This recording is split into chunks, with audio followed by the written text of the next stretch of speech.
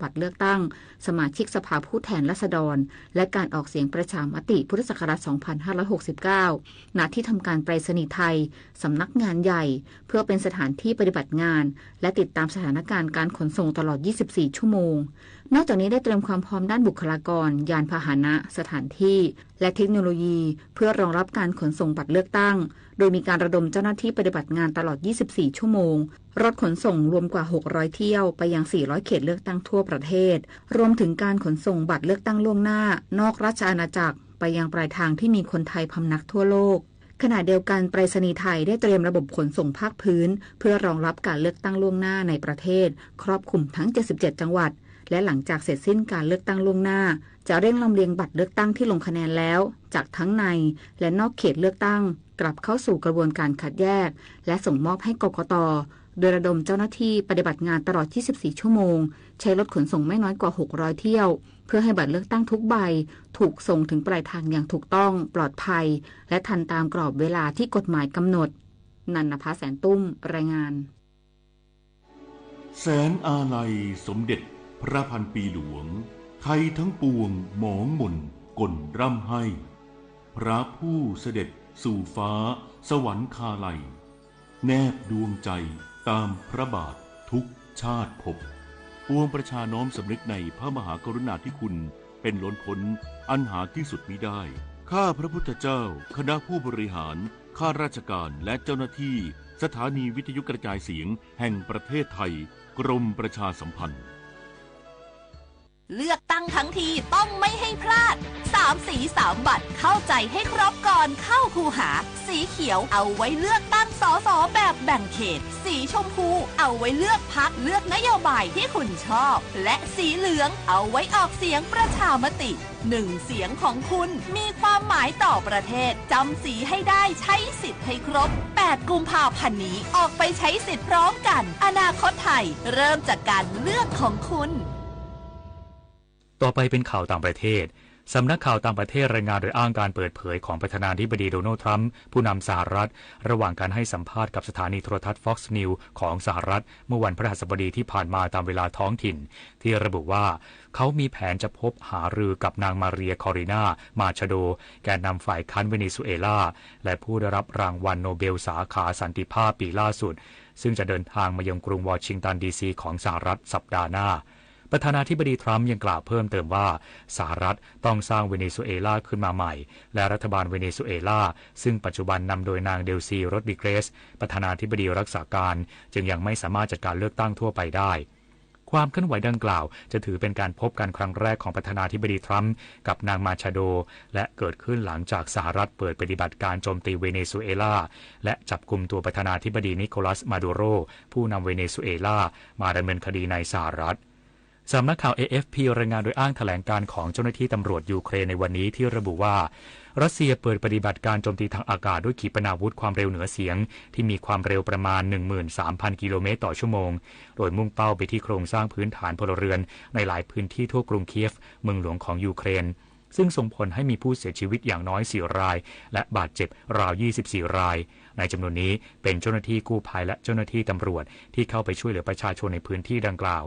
การโจมตีดังกล่าวเกิดขึ้นหลังนางมาเรียซาคาโรวาโฆษกกระทรวงการต่างประเทศรัสเซีย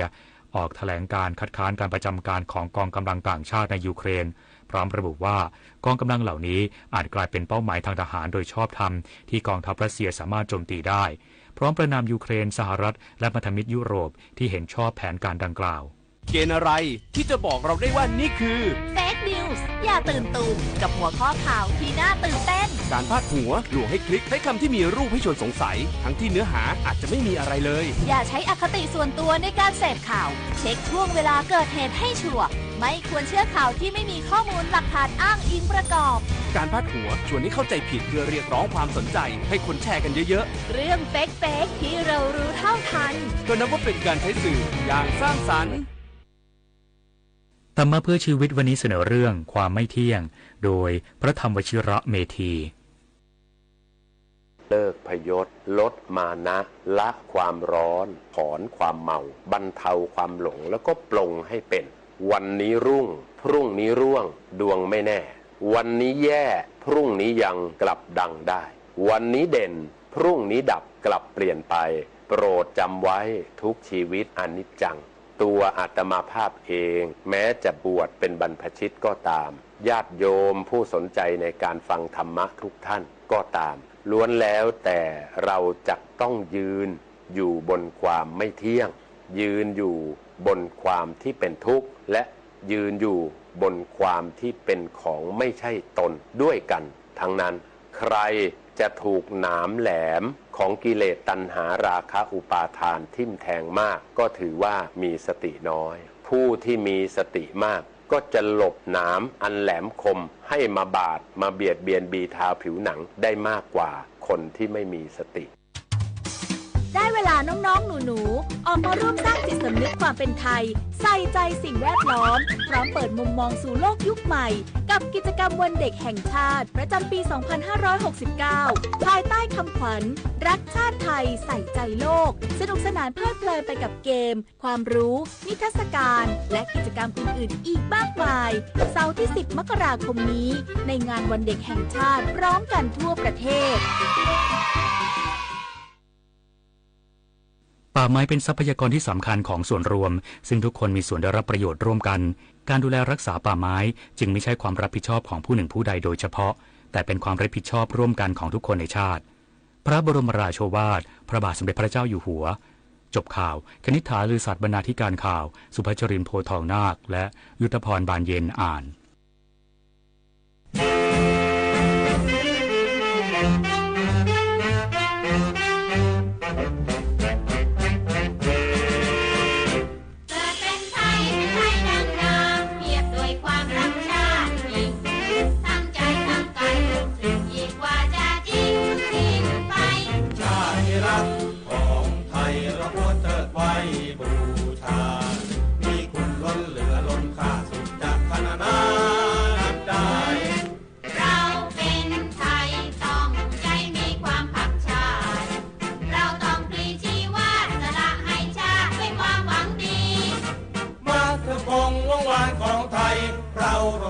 ดำรงคงชาติด้วยดี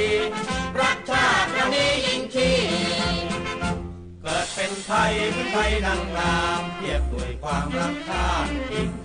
ทั้งใจทั้งกายทุกสิ่งอีกว่าจะจริงทุกสิ่งไปชาติที่รักของไทยเราควรเทิดไว้บูชามีคุณล้นเหลือล้นค่าสุดจากพรรณนานับได้เราเป็นไทยต้องใจมีความรักชาติเราต้องพลีชีวาสสละให้ชาติด้วยความหวังดีมาสะพงว่างวานของไทยเรารวมใจดำรงคงชาติด้วยดีรักชาติเรานี้ยิ่งชี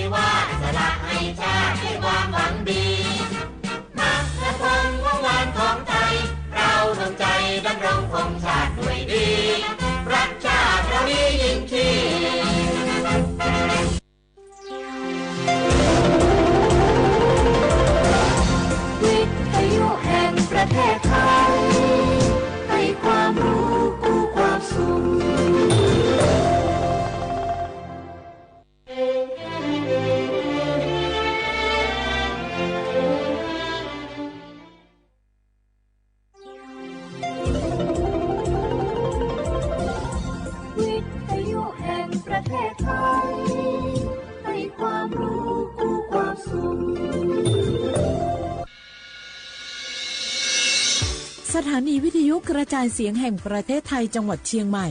AM 1476 กิโลเฮิรตซ์สถานีวิทยุภาคภาษาชาติพันธุ์แห่งเดียวในประเทศไทยที่มีความทันสมัยเชื่อถือได้สร้างอัตลักษณ์กลุ่มชาติพันธุ์สู่สากล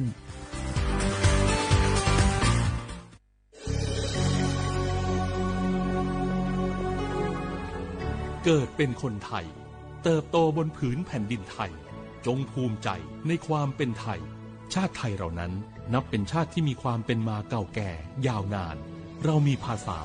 วัฒนธรรมและมีสิ่งต่างๆที่เป็นเอกลักษณ์ให้เราได้ภาคภูมิใจในความเป็นคนไทยเราควรเห็นคุณค่าและมีความรักชาติหวงแหนแผ่นดินอันเป็นมรดกของบรรพชน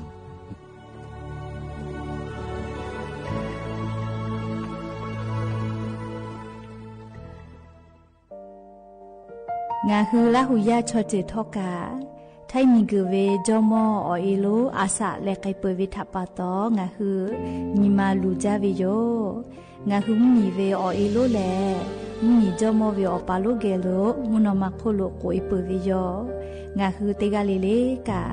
งาฮือมีจอมออีโลทะหะเวอคโลยอทะคาทากะดอนอเชตุโยงาออโตแลละหุชอเจเวออตาละหุคอเป้าเสมานาคาโบเพวิโย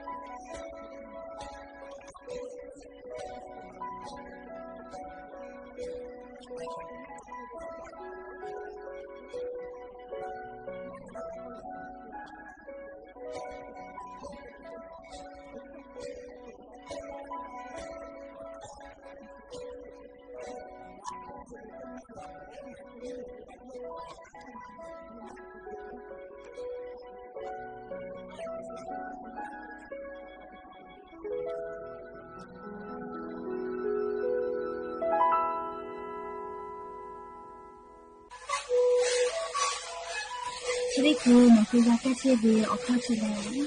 แล้วหุเข้าตัวคือออกทีจังหวัดที่ไหนเอ็มนาบาเต็งที่โอหาสุดที่กิโลเฮเล่นเล่นหลอกเอาพ่อออยาแก้เชื้อได้มาดีคือแล้วได้ชิ้นมาดีเล่นถือไปออยาที่มาดีใช้แต่แล้วพ่อมาดีชอบขยันเล่นเล่นแล้วหุเข้าก็เชื้อดีและงานแล้วหุเข้าก็เชื้อสมานมาข้าวโบเมดิโด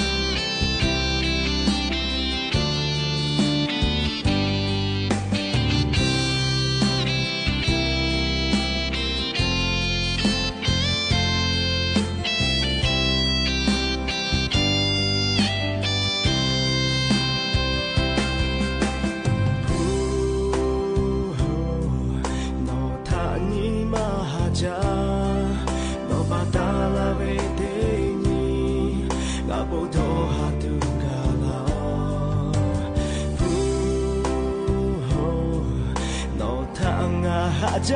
เลยโนมาเชกุงาเชมาเฮาเมโนทาปาโตโชยาเฮโตฮาเลเมยุยาเชโนทาปาโตโชยาเฮยาดาเชเวโนมาเฮเกเชเวโคโนฮาโตคิตุมาโจมิกุชิโอโคโนเลอุชาโลโนทาปาโตโชยาเฮโตฮาเลเมยุยาเจโนทาปาโตโชยาเฮยาดาเชเปโนมาเฮเกเชเวโคโนฮาโตคิตุมาโจมิกุ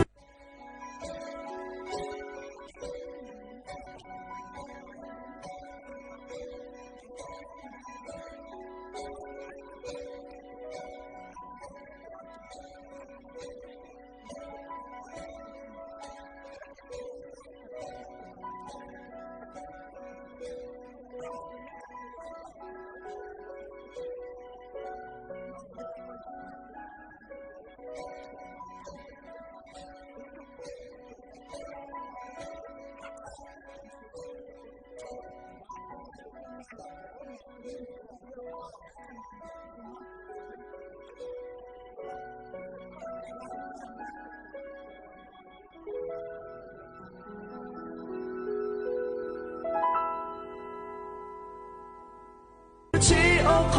โนเลอุชาโลมิกุชิโอโคโนเลอุชาโล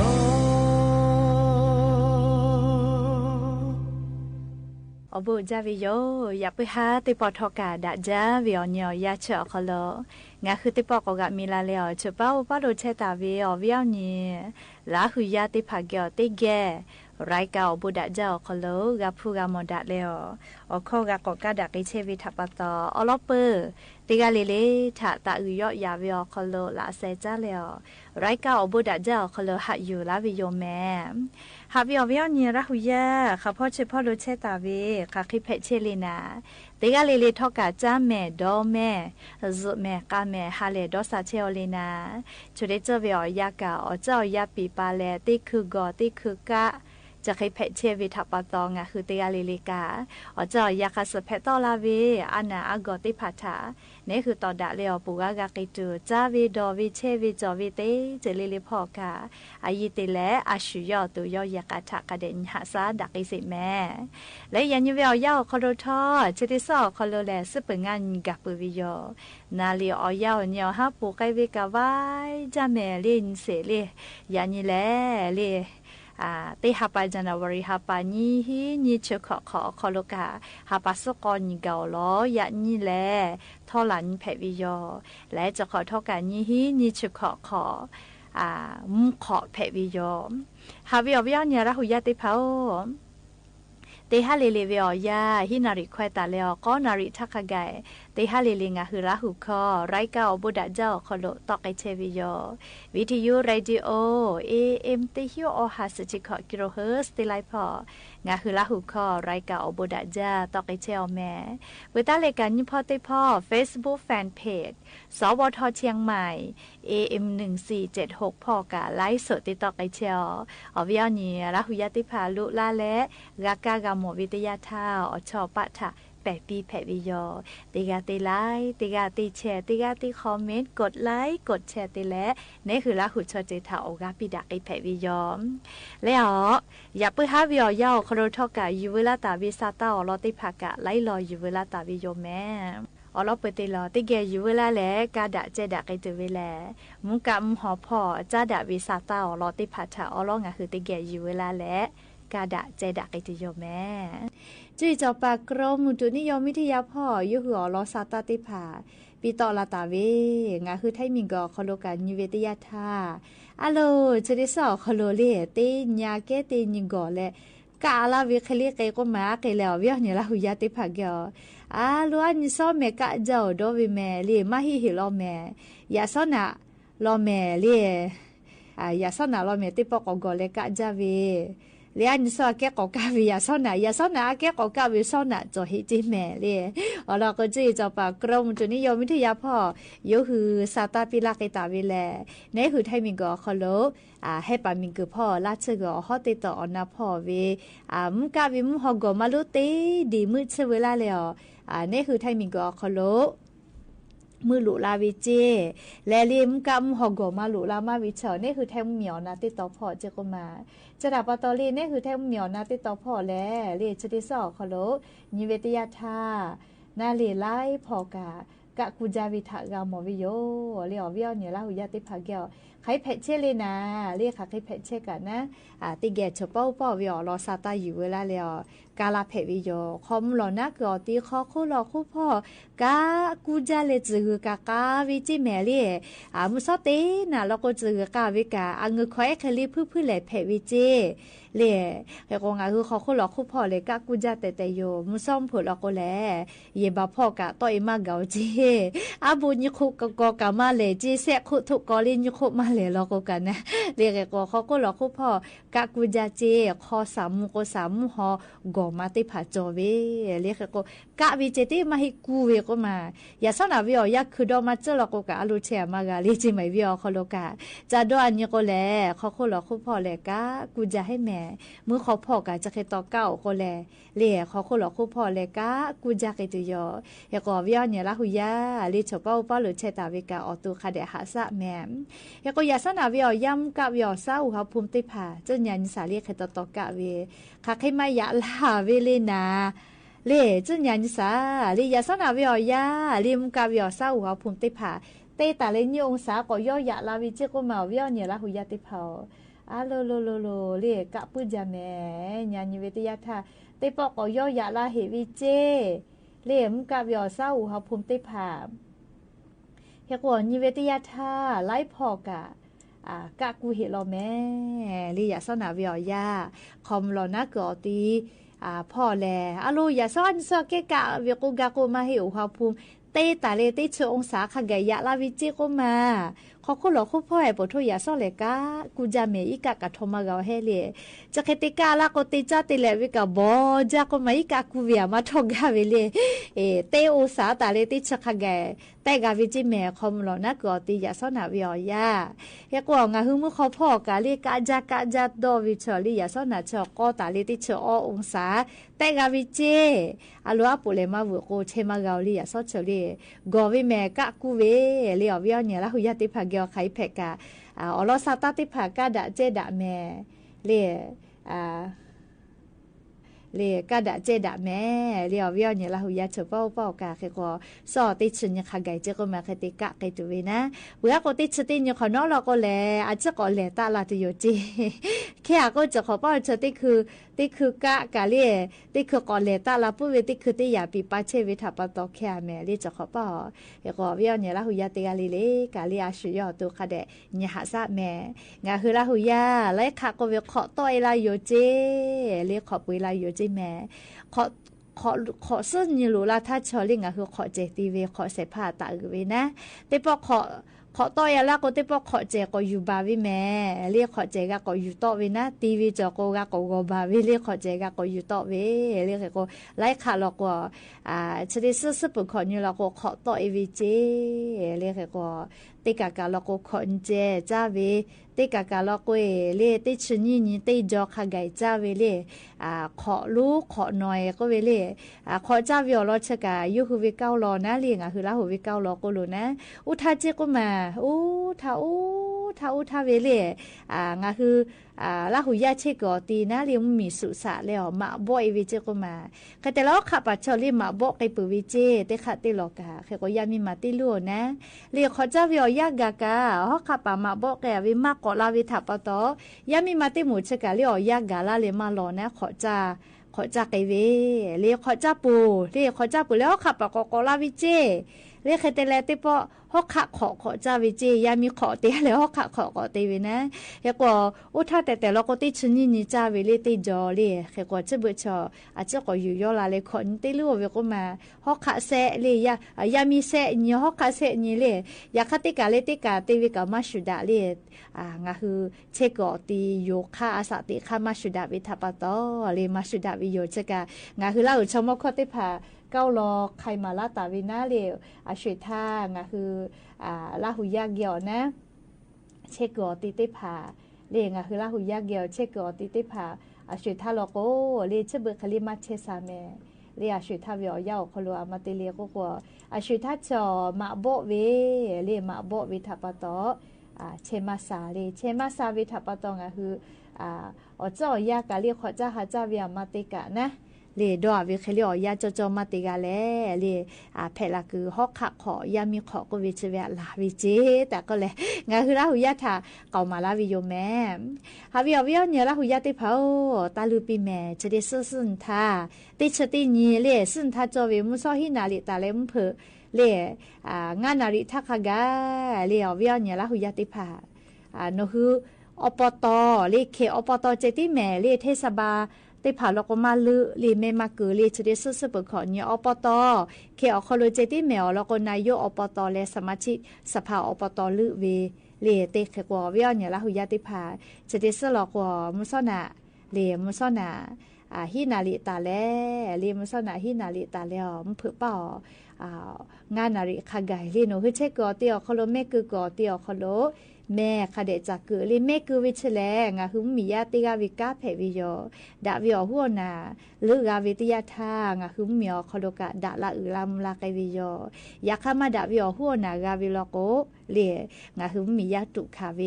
เลชราปตองาหุติกาลิลิกางาหุเชกอติตาโบอคอโลอุปไกตุเวอหัวนาติพาเลนายกอปตลือเวนะเลขแต่ละสมาชิกสภาอปตลือเวอคอโลเลงาหุติกาลิลิกาลิชุยเชกอติอคอโลแม่คาเดจักคือแม่แต่ก็แลลี่แม่จักคือโกกาบะประชาชนคาเดอยู่ใกล้แม่ตาเลือปีริจอสอซึ่งนี่ติชตินี่วิอยาวคอโลอลเปอร์เลติปอเมลือวิชอเลอปตลือเวเลอปตเคอปตคอยเจติแม่เลอปตมาเผววิเทศบาเผวเวลกว่าเลมากะลึนะเลคเตแลงากาจีติผามาบีหลอวิทัปตอจากจาวิลาก็มาวิญญาณละหุยาติพาอามาติแลติกากาโกอปตเพเวติกากาโกเทศบาเพเวเลชงกามาชีวิทัปตอลีจานาเฮลาวินาเลอปตแล้วเทศบาชอยาติเกมาจอลแม่เลอปตจกเทศบามาจอเทศบาจกอปตมาจอเลเขกงาเชตาเวอำเภอสันไซเชกะเขตเทศบาแม่เลเทศบาสันไซหลวงก็เวนะเขกว่าเทศบาจกอปตมาจอนะเลเขเตเลเทศบาเลอปตแม่ค่ะเขตปืดาเวเลเลค่ะเขเวียเตเลเลอปตเพเวเทศบาเพเวเลก็แลนาเลียจะถูมาลากาวิโยเลอลปุชอเลอปตจีอปตเลอปตติมุชอมาเอาวิเคราะห์คู่หลอกคู่พอก็อปตเพเวเลมาติเลก็อปตคอโลเชกือโนคือตาบัวคอโลเลภาษีวกาเวเลกามาเลมมียากามาจาเวลก็อปตเจกาแต่วิเจยาคาเทศบาติแขกก็จะเกวิชอเลภาษีกาวกามาเลเลมมียากาเชมาวิอติเพวิทัปตติแขนั่นเลยอปตแก้ก็เวนะเทศบาลชอเดคือว่าอปตเลยเทศบาลชอปืนดาวิชอเลอปตชอภาษีวกากามาจาเลมียากามาจาวิทัปตเคอปตเจเพวิเจเฮก็เลมียามาจาเลภาษีกาวกามาจาก็ติแขก็ไตก็เทศบาลเพวิเจดิฉกางบประมาณพอกะจ้าดาวิโยเลก็จะกะอยู่เวลาเลยงะคือวิญญาณละหุยาติภาษาโทมาลาเวนะเฮก็ติแลเลยงาคืออปเขตอปตเลโนคือใช่ตาเวอปตเขตอปตลึกเปื้อก็แลนี่ฮาปาฟิฟาริฮาปาซึฮินี่ละก็แลงาคือมีหัวน่ะก็ติไกตุเวสติพาเลนายรัฐมนตรีติพาก็ลึกวิโยเลจะเขาป้าเลฮาปาซึฮินี่นี่ฮาปาฟิฟาริฮาปาคอโลเมกุเวียวยาวคอโลเตกาเวียลิเมกุเลเตกาเวียเมกุเสมากาตุโลเมโอโห ชมอติเผาปูดอหาดอกคิดจะเรียแม่กูเสมาก็ละเวไข่ติคือตัวแรกก็เลยดอหาตัวย้อยแม่เลยชมอติผาแลจะเขาป้างอ่ะคือแม่คือเวแม่กูเสมากาวิเจน้อยเวสีชมพูเล่ออกปืนนะสีใส่เวเล่ใส่สีกาวิเจเฮก็ใส่สีเฉลี่ยมาลึกเวเลก็เรียกอลอติสีกว่าละสาลีน้อยวิชสมาชิกสภาผู้แทนราษฎรแบ่งเขตเลือกตั้งก็เวเจแบ่งเขตเลือกตั้งก็เวเลชหนูให้เช็คก่อนเตียวคโลติเขตอคโลเรียสสลึกเวนะสสลึกเวเรแบ่งเขตเลือกตั้งติเขตเลกาเรสสขันยิกากาเวติผาจอวิแม่เรียกก็ชน้อยเวลาโกเรียสสลึกเวนะแบ่งเขตเลือกตั้งก็เวนะเลยน้อยวิเจเปื่อแล้วก็สีชมพูออกปืยแม่มาวิลึเวเลก็เลชสมาชิกสภาผู้แทนราษฎรแบบบัญชีรายชื่อเจเลชบัญชีรายชื่อก็เวลพักออกคอลุยูฮึลุเวนะเลลุเวสอติผาเลแบบบัญชีรายชื่อก็พักคอลุยูฮึลุเวเรียกก็ลือแล้วมียากก็ลือเจเวนะเรียกขันยิกากาเวเลพักเตกาพาเตมาวิอคโลสสแบบบัญชีรายชื่อขันยิกาจอเวเชสมาชิกสสกะจอเวเลแค่ก็งาคือสีชมพูเรียกออกปืนแล้วก็สสลึกเวนะอยากค่ะแบบบัญชีรายชื่อติยาเจเรียเปื้อเลเชเวลก็ออกเสียประชามติเจออกเสียประชามติก็เวจิแม่เลเชเวนะเรียเชเวลก็กาเรียประชามติก็เวจิแม่เรียกก็ตีแม่ตีมาเวติไก่จะติกาไข่เวลาแม่อะโลเรียวิหอนยละหุยาติเผาเรียติกาลิลิกาดอนยิลิงาหุมเมียวคโลกาจะได้คือเวียยาแลเรียนิเวติยาทางาหุมเมียวคโลกาอาจุยารัฐบาลกาเซมาจอฮิวิทาปาตอลิงาคือติกาลิลิกางาหุมเมียวคโลดาวิอหัวนาติผาดอชิกาชิวิอคโลดาวิชอติผาทานี่แหละลึกไก่แม่แต่ก็แลเรียวิอนี่ละหุยาติผาทาเรียลอซาตาติผากาลาวิโยแม่เตเลกาวิอนี่ละหุยาติผาซอโยแม่ยายอนี่เรียงาคือไทมิงกอคโลย้ายออกนี้งาคือสำนักงานประชาสัมพันธ์ที่3นี่งาคือออกข้อตกตีสวทเชียงใหม่ออกคโลกันนะย้ายออกนี้เตตุโยเลซอปอวิอยาชมุซอนาฮีนาเลตาและซาอุมหลอกกอเลซาอุมหลอกกอวิอยาคโลคาไกเจเลย้ายออกเตไกตัวเวนะแค่ก็จะขอนี่ฮีงาหาขอจะก็ขอคโลงาคือไทมิงกอคโลเลไทมิงกอคโลงาคือไทมิงกอคโลน่าเลย้ายออกเนี่ยคโลนายกรัฐมนตรีต่อเจข้อปิลาตาวิแลรักชาติไทยใส่ใจโลกก็วิเจเลไทยมีทหารวิญญาสจอปิจิย้ายเตกาลีเลเรียกแต่ละเชวิออกคู่กันมีเกิดชติเสือออกคู่ถ้าอายุเตเลนหาซาปื้อเวย้ายเตผัดแผะปีเจเลยอยากจะการนายกรัฐมนตรีจะได้คือเวนายกนะเลยมอถูคู่กับแผะเรียต่อเจาะข้อปิลาตาวิต่อข้อแผะวิโยเรียกก็จะการ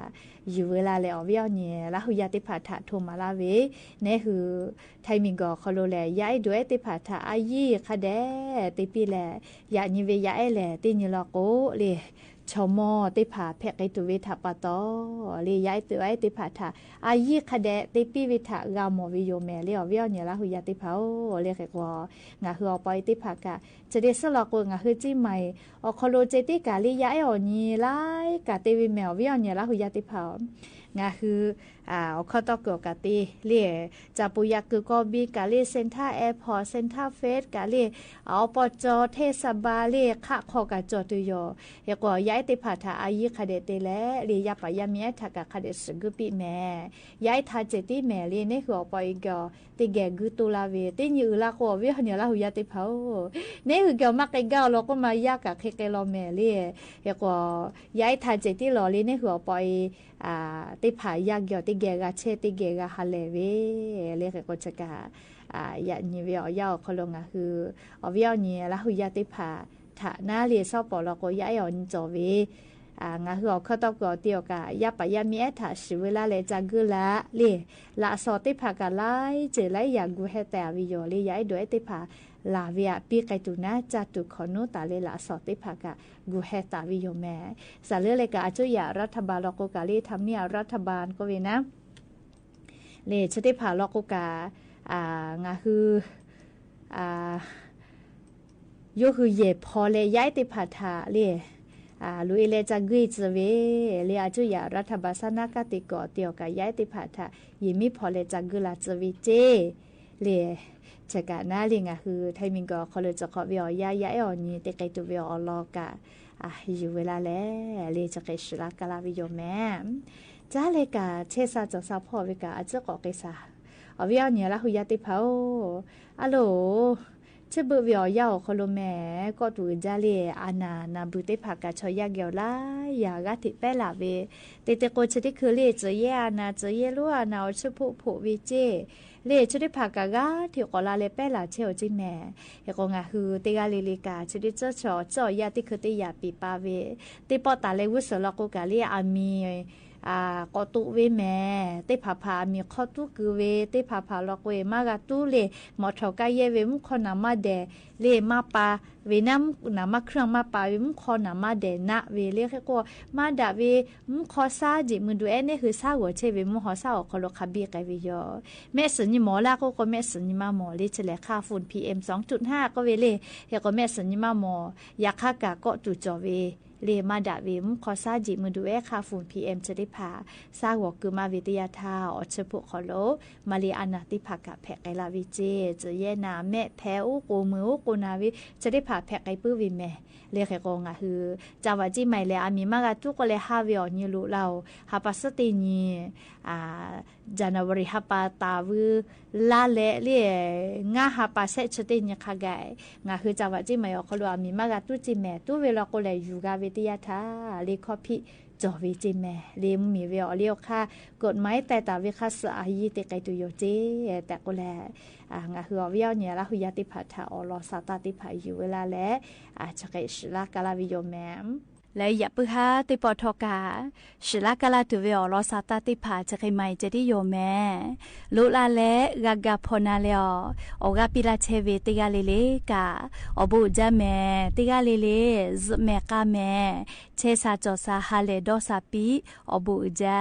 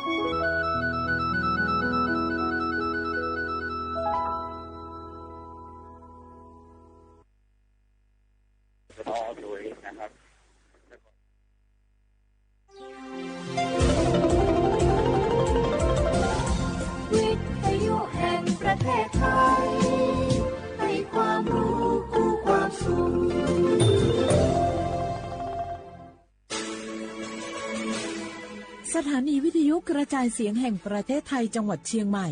AM 1476 กิโลเฮิรตซ์สถานีวิทยุภาคภาษาชาติพันธุ์แห่งเดียวในประเทศไทยที่มีความทันสมัยเชื่อถือได้สร้างอัตลักษณ์กลุ่มชาติพันธุ์สู่สากล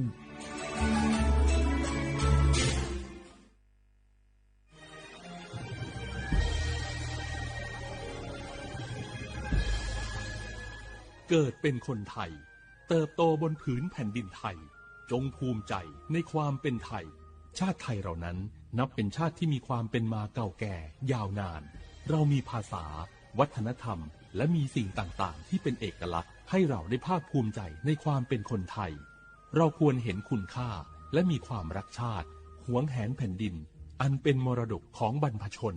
ร่วมภาคภูมิใจในความเป็นไทย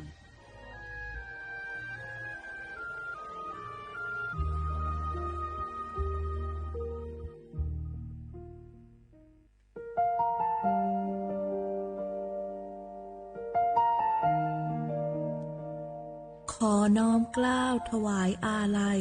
สมเด็จพระพันปีหลวงพระแม่แห่งแผ่นดินผู้ทรงเมตตาเหนือเกล้าขอพระองค์เสด็จสู่สวรรคาลัยข้าพระพุทธเจ้าข้าราชการและเจ้าหน้าที่สถานีวิทยุกระจายเสียงแห่งประเทศไทยจังหวัดเชียงใหม่กรมประชาสัมพันธ์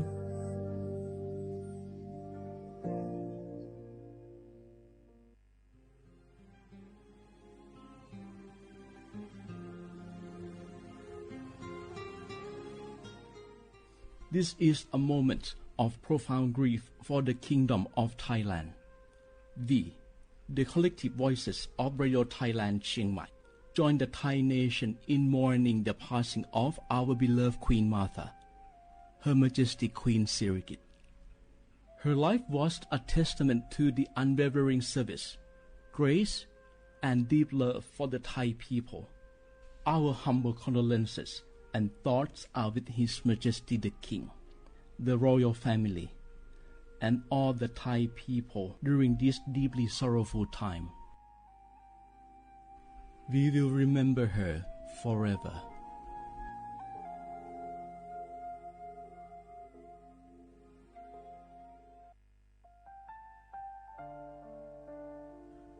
Adeur Thai มิขอส่งเผาอามาสมเด็จพระนางเจ้าสิริกิติ์พระบรมราชินีนาถพระบรมราชชนนีพันปีหลวงควยตาโอดาเลียกาชายันดาชอเนมาอายออามามิขอเปียวเนไทยมิขอกะดูอาคาชอเจอกะดูเงเกเนลาหมายแอจิชนีถามิเนนือมาละเข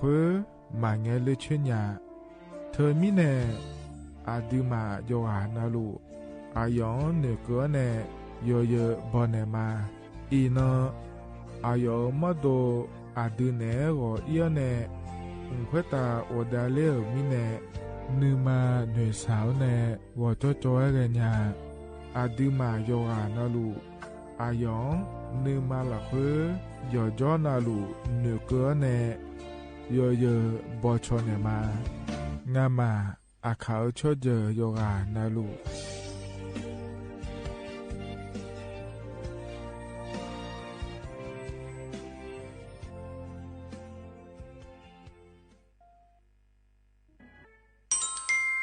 อาเย็นเยอะเจลังเงอันนี้เชื่อว่าบาลาเชสีอาคนนี้พังอายาโกเชสิเงนอแต่ก็คณะรัฐมนตรีบอกเจ้าหลวงอาเย็นนี้สัญชาติก็ก่อสาลูเดินชาวบ้านเนี่ยก็ดูเดและบอกจางหาเดยเยอะเด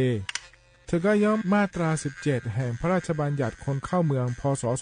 2522และขั้วเธอก็เธอแน่อาเย็นนี้เธอก็ถ่ายมิของหลักคุยพ่ออ้อเหลียวกับเมียนี่จอลาเดอเขาเนี่ยรอทะเบียนประวัติและขั้วเธอย่อฉาเจียเดินนะขอนี้เยี่ยวเธอก็ย่อหาก็ดูการขอสถานะคนต่างด้าวเข้าเมืองโดยชอบด้วยกฎหมายและขั้วเธอเดินยาเมเจเดเยเนียเดข้อแน่เยเนียวมาตรา7ทวิแห่งพระราชบัญญัติสัญชาติพศ2508อาเยนี้เฮก็ถ่ายมิของหลักคุยเดแล้วแน่อาดามังนะอามาเธอก็ทะเบียนประวัติบุคคลไม่มีสถานะทางทะเบียนและอ้อเธออาเยนี้สัญชาติสัญญาเมเจเดเยเนียเดใช่ก็ดูนะคนนี้กูเทเมืองหลักคุยย่อนะ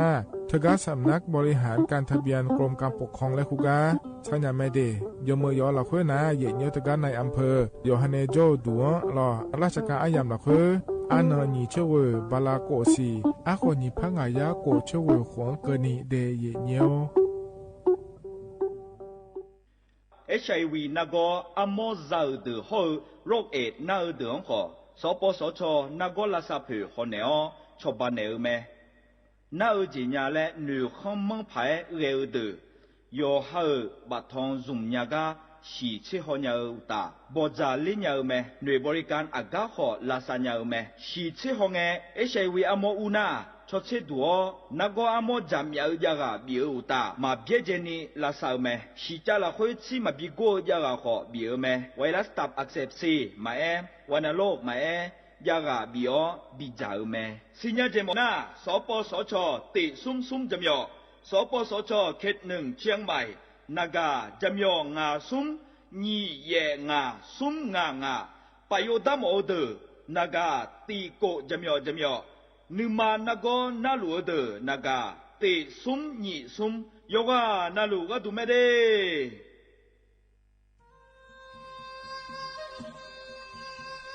ยาโปนาลูเฮตาฮอดาเงอุเฮฮาเล PM 2.5 เฮมีดาลางาเลศิลางาอาดูมาเนจังเงดเจอปะปะกวางเจมีจาเคมีเนเฮดดตอลูช่วยยามโดดลาเนมัวฟันเนมาเมงาเดมีเนพิลาขดยานาลาข้อเนสาโกพปานกขวานีเกลันยังาอดิมาโยฮานาลูกุมเนมิจามาเคนีโยฮาเนยับมุเนยับเพเลเธอโลไทเนเฉเนวิเกมิจามิกา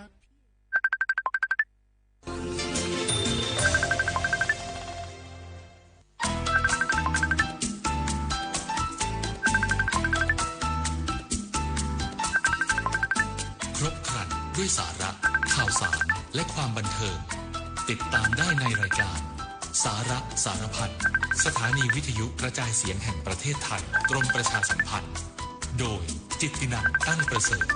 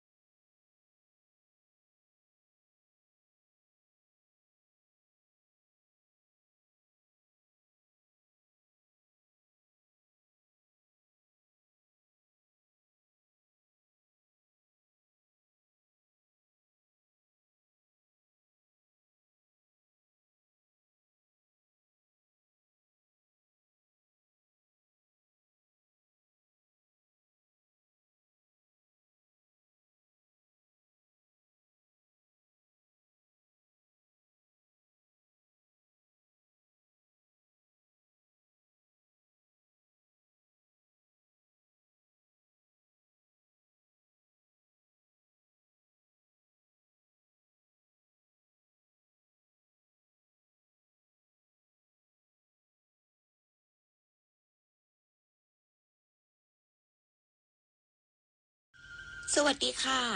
พบกับรายการสาระสารพันกับดิฉันจิตตินันท์ตั้งประเสริฐค่ะคุณผู้ฟังคะสำหรับวันนี้นะคะในรายการสาระสารพัน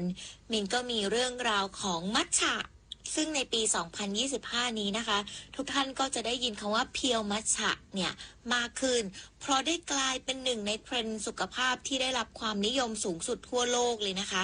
เนื่องจากผู้บริโภคเนี่ยค่ะหันมาใส่ใจในผลิตภัณฑ์จากธรรมชาติที่ไม่มีสารเจือปนมีประโยชน์ต่อสุขภาพสูงสุดโดยเจ้าเพียวมัทฉะนี้ค่ะซึ่งมันก็คือผงชาเขียวมัทฉะที่มีความบริสุทธิ์ 100%ปราศจากสารเติมแต่งทั้งน้ำตาลสารกันเสียหรือสารปรุงรสแต่งรสชาติทำให้ผู้บริโภคอย่างเราเนี่ยได้รับคุณค่าทางโภชนาการจากมัทฉะในปริมาณที่เข้มข้นมากที่สุดค่ะสำหรับมัทฉะนั้นเป็นชาเขียวชนิดพิเศษนะคะที่ผ่านกระบวนการเพาะปลูกแล้วก็แปรรูปอย่างพิถีพิถันใบชาเนี้ยค่ะจะถูกปลูกในร่มเป็นระยะเวลาหลายสัปดาห์ก่อนการเก็บเกี่ยวซึ่งกระบวนการนี้มันจะช่วยเพิ่มปริมาณของคลอโรฟิลล์แล้วก็กรดอะมิโนในใบชาจากนั้นก็จะถูกนำไปบดเป็นผงละเอียดโดยใช้หินโม่แบบดั้งเดิมทำให้มัทฉะเนี่ยมีรสชาติที่เข้มข้นแล้วเนื้อที่สัมผัสที่เนียนละเอียดค่ะจากนี้ค่ะคุณผู้ฟังชนิดของมัทฉะเนี่ยเราก็แบ่งตามเกรดคุณภาพต่างๆนะคะจะสังเกตถึงความแตกต่างได้ของเกรดและสีสันของผงชาอย่างเช่นเกรดพิธีกรรมเนี่ยหมายถึงว่าเป็นมัทฉะคุณภาพสูงสุดเป็นสีเขียวสดใสที่สุดเลยนะคะเนื่องจากจะมีปริมาณคลอโรฟิลล์ที่สูงมักมีรสชาติอ่อนละมุนหวานธรรมชาติเหมาะสำหรับชงดื่มแบบเพียวๆโดยไม่ต้องเติมน้ำหรือนมค่ะแต่ที่ลืมไม่ได้นะคะคุณผู้ฟังเรามาดูประโยชน์ของมัทฉะกันว่ามัทฉะที่เราได้รับการยอมรับเนี่ยว่าเป็นซุปเปอร์ฟู้ดเลยที่อุดมไปด้วยสารอาหารที่เป็นประโยชน์ต่อร่างกายเนี่ยอุดมไปด้วยประโยชน์อย่างไรบ้างค่ะอย่างแรกค่ะอุดมไปด้วยสารต้านอนุมูลอิสระซึ่งมัทฉะเนี้ยค่ะจะมีปริมาณสารต้านอนุมูลอิสระสูงโดยเฉพาะคาเทชินซึ่งเป็นสารที่ช่วยลดความเสียหายของเซลล์และป้องกันโรคเรื้อรังอย่างเช่นโรคมะเร็งโรคหัวใจโรคเบาหวานซึ่งจากการศึกษานะคะพบว่ามัทฉะมีสารต้านอนุมูลอิสระมากกว่าชาเขียวทั่วไปถึง137เท่าค่ะอย่างที่2ค่ะส่งเสริมสุขภาพหัวใจแล้วก็ลดคอเลสเตอรอลด้วยการที่เราสามารถบริโภคมัทฉะเป็นประจำจะช่วยให้เราลดระดับ LDL ค่ะหรือคอเลสเตอรอลชนิดไม่ดีแล้วก็ให้เพิ่มระดับ HDL คือคอเลสเตอรอลชนิดดีซึ่งมีส่วนช่วยที่จะลดความเสี่ยงของโรคหัวใจและก็โรคหลอดเลือดสมองด้วยค่ะอย่างที่3ไปต่อกันเลยนะคะกับประโยชน์ของมัทฉะช่วยกระตุ้นการเผาผลาญแล้วก็ลดน้ำหนักค่ะเพราะว่ามัทฉะเนี่ยมีสารที่เขาเรียกว่า EGCG เป็นสารที่สามารถออกฤทธิ์ช่วยเร่งกระบวนการเผาผลาญพลังงานของร่างกายของเรานะคะส่งผลให้สามารถเผาผลาญไขมันที่สะสมได้ดีและจากการศึกษาก็พบอีกค่ะว่าการบริโภคมัทฉะสามารถช่วยเพิ่มอัตราการเผาผลาญไขมันได้มากถึง 17% เมื่อเทียบกับชาเขียวปกติค่ะและนอกจากนี้มัทฉะยังช่วยเพิ่มพลังงานแล้วก็ความตื่นตัวและไม่ทำให้ใจสั่นนะคะลดความเครียดและเพิ่มสมาธิสุดท้ายมัทฉะสามารถเสริมสร้างระบบภูมิคุ้มกันของเราได้ค่ะเพราะในมัทฉะอุดมไปด้วยวิตามินซีอีแล้วก็สารที่เรียกว่าโพลีฟีนอลที่มันจะช่วยเสริมสร้างภูมิคุ้มกันของเราให้แข็งแรงช่วยให้ร่างกายนั้นสามารถต่อสู้กับเชื้อโรคและก็ป้องกันโรคหวัดหรือการติดเชื้อต่างๆได้ดีค่ะโดยสรุปของคุณผู้ฟังเพียวมัทฉะของเรามันเป็นมากกว่าชาเขียวทั่วไปนะคะเพราะเป็นผลิตภัณฑ์ที่บริสุทธิ์แล้วก็มีคุณค่าทางโภชนาการและยังตอบโจทย์ไลฟ์สไตล์ของผู้บริโภคในปัจจุบันที่ใส่ใจในสุขภาพปี 2525 นี้ด้วยค่ะวันนี้นะคะที่มีนำมาฝากทุกคนกันก็คือเรื่องมัทฉะนั่นเองมัทฉะมีประโยชน์ลองเลือกมาดื่มกันนะคะจะได้รักษาสุขภาพไปในตัวค่ะสำหรับช่วงนี้พักฟังเพลงเพราะๆกันก่อนนะคะแล้วช่วงหน้าพูดคุยกันต่อในรายการสาระ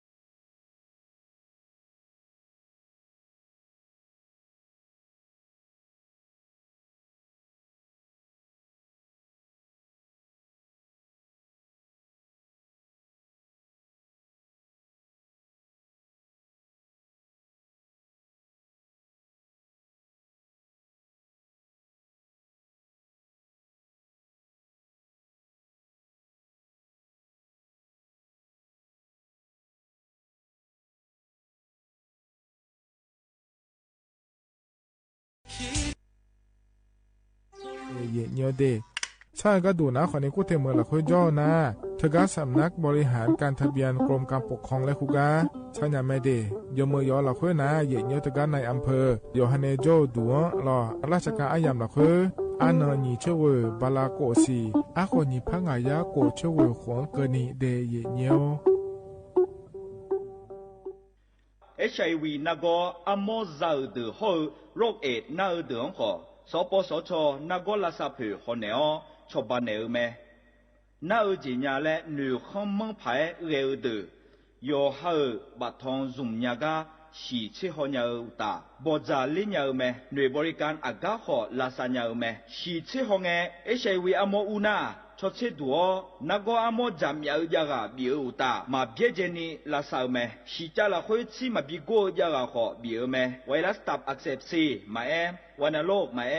ยากาบิโอบิจาวเมสิญญาเจมอนาสปสชติซุ่มจำยอสปสชเขตหนึ่งเชียงใหม่นากาจำยองาซุ่ม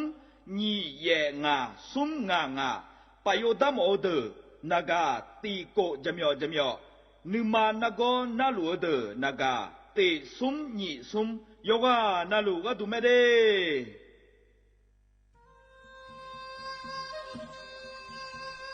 ยอปอนาลูเฮตาฮอดาเงอุเฮฮาเล PM 2.5 เฮมีดาลางาเลศิลางาอาดูมาเนจังเงดเจอปะปะกัวเงเจมีจาเคมีเนเฮดดตอลูชัวยามอดดลาเนมัวฟะเนมะมึงอะเดมีเนพีลาขบยานาลาฮอเนสาโกพปานากอขอนีเปียลายังาอาดูมาโยกานาลูมวเนมีจามาเคนีโยฮาเนยับมุเนยเพอเลเธอโลไถเนเฉเนวิเกมีจามีกาพี่ฮอเนบอชอมยาลานีอาบอที่ขอหลวงเขาที่ขอหลวงกุมเนมีจาตาเคเดเหมือนเนโยฮานาลูเวอยู่เหมือนจะชาโดนีย้อนยาผาเหมือนเนสำนักงานประชาสัมพันธ์ที่3กรมประชาสัมพันธ์พปาเนจากกาเงเด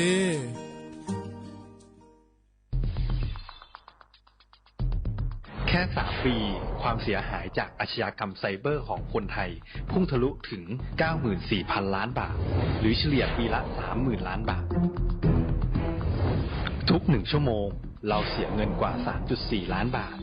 ให้กับมิจฉาชีพออนไลน์โจรไม่เห็นใจคนอาชีพไหนอายุเท่าไหร่สถานะทางการเงินแบบใดหมอพ่อค้านักธุรกิจนักเรียนแม่บ้านข้าราชการเกษียณทุกคนตกเป็นเหยื่อได้เสมอและวันหนึ่งอาจเป็นคุณหรือคนที่คุณรักเพราะจุดอ่อนร่วมของเหยื่อคือความเร่งรีบขาดสติหรือแม้แต่บางครั้งก็เกิดความโลภจนเกินไปอย่าปล่อยให้การกดคลิกเดียวลิงก์เดียวทำให้โจรยิ้มกว้างวันนี้ถึงเวลาแล้วที่คนไทยทุกคนจะต้องร่วมมือกันสร้างภูมิคุ้มกันอาชญากรรมไซเบอร์ช่วยกันหยุดก่อนที่ภัยไซเบอร์จะทำให้คนที่คุณรักและตัวคุณเองกลายเป็นเหยื่อ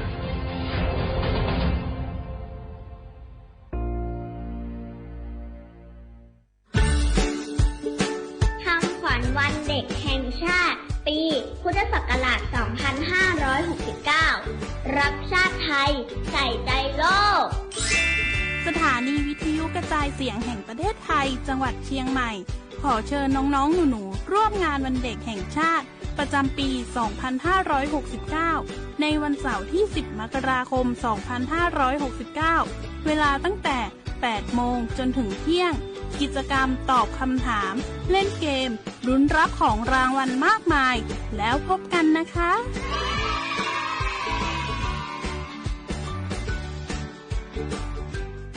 ข้าชอแม่น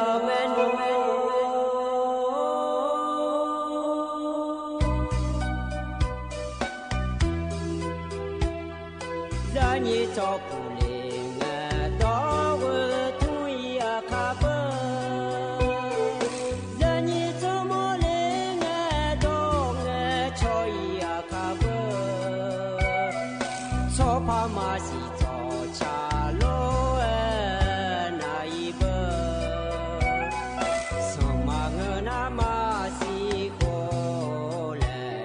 ส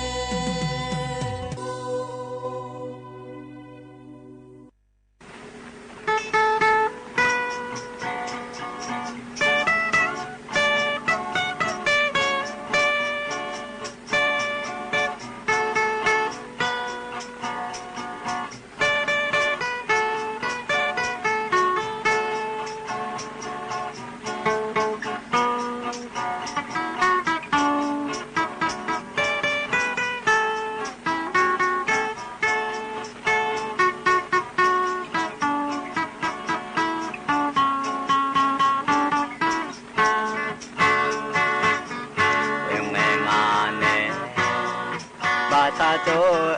ti ga lo ma me o e ko nga ne lue lo ji bo tu ma la lo nya me o sa hui sang he nga chi pyo ho sang lo tu nga shi ma sa lo nya mu dom ngan te bi ho ba mu ma o mi ne ni kha ma shi ya ya sha mya ba she te o ho ba mu ma o e ti ga lo mya myo ma o ba me ga a ni ke cho e ba da ni kha ma shi ya ya sha mya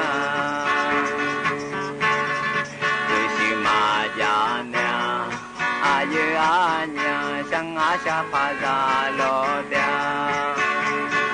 sama ma bo mye sang a sha pha ma za lo nya me o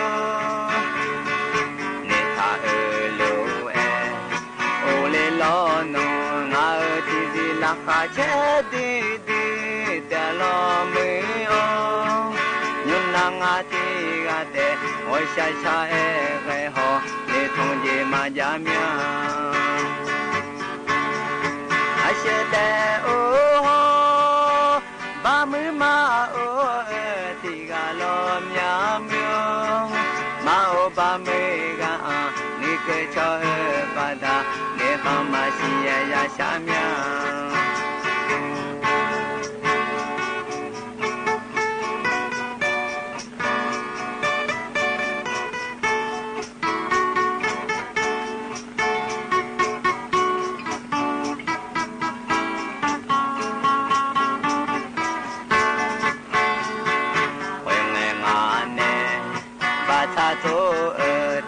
lo mya mu o e ko nga ne lue lo ji bo tu ma la lo mya mu o sang pai sang he nga si pyo ho sang lo tu nga si ma cha lo nya mu dom me ngan te bi ho ba mu ma o ni ne e ka ma si ye ya sha mya ba she te o ho ba mu ma o e ti ga lo mya myo ma o ba me ga a ni ke cho e ba da ni kha ma shi ye ya sha mya se shi ma ja nya a ye a nya sang a sha pha ga lo tia sam ma ma bo mye sang a sha pha ma za lo nya me o ne tha e lo e o le lo no nga e ti zi la kha che di di ta lo me o nyun na nga ti ga te o sha sha e ge ho ne thong ji ma ja mya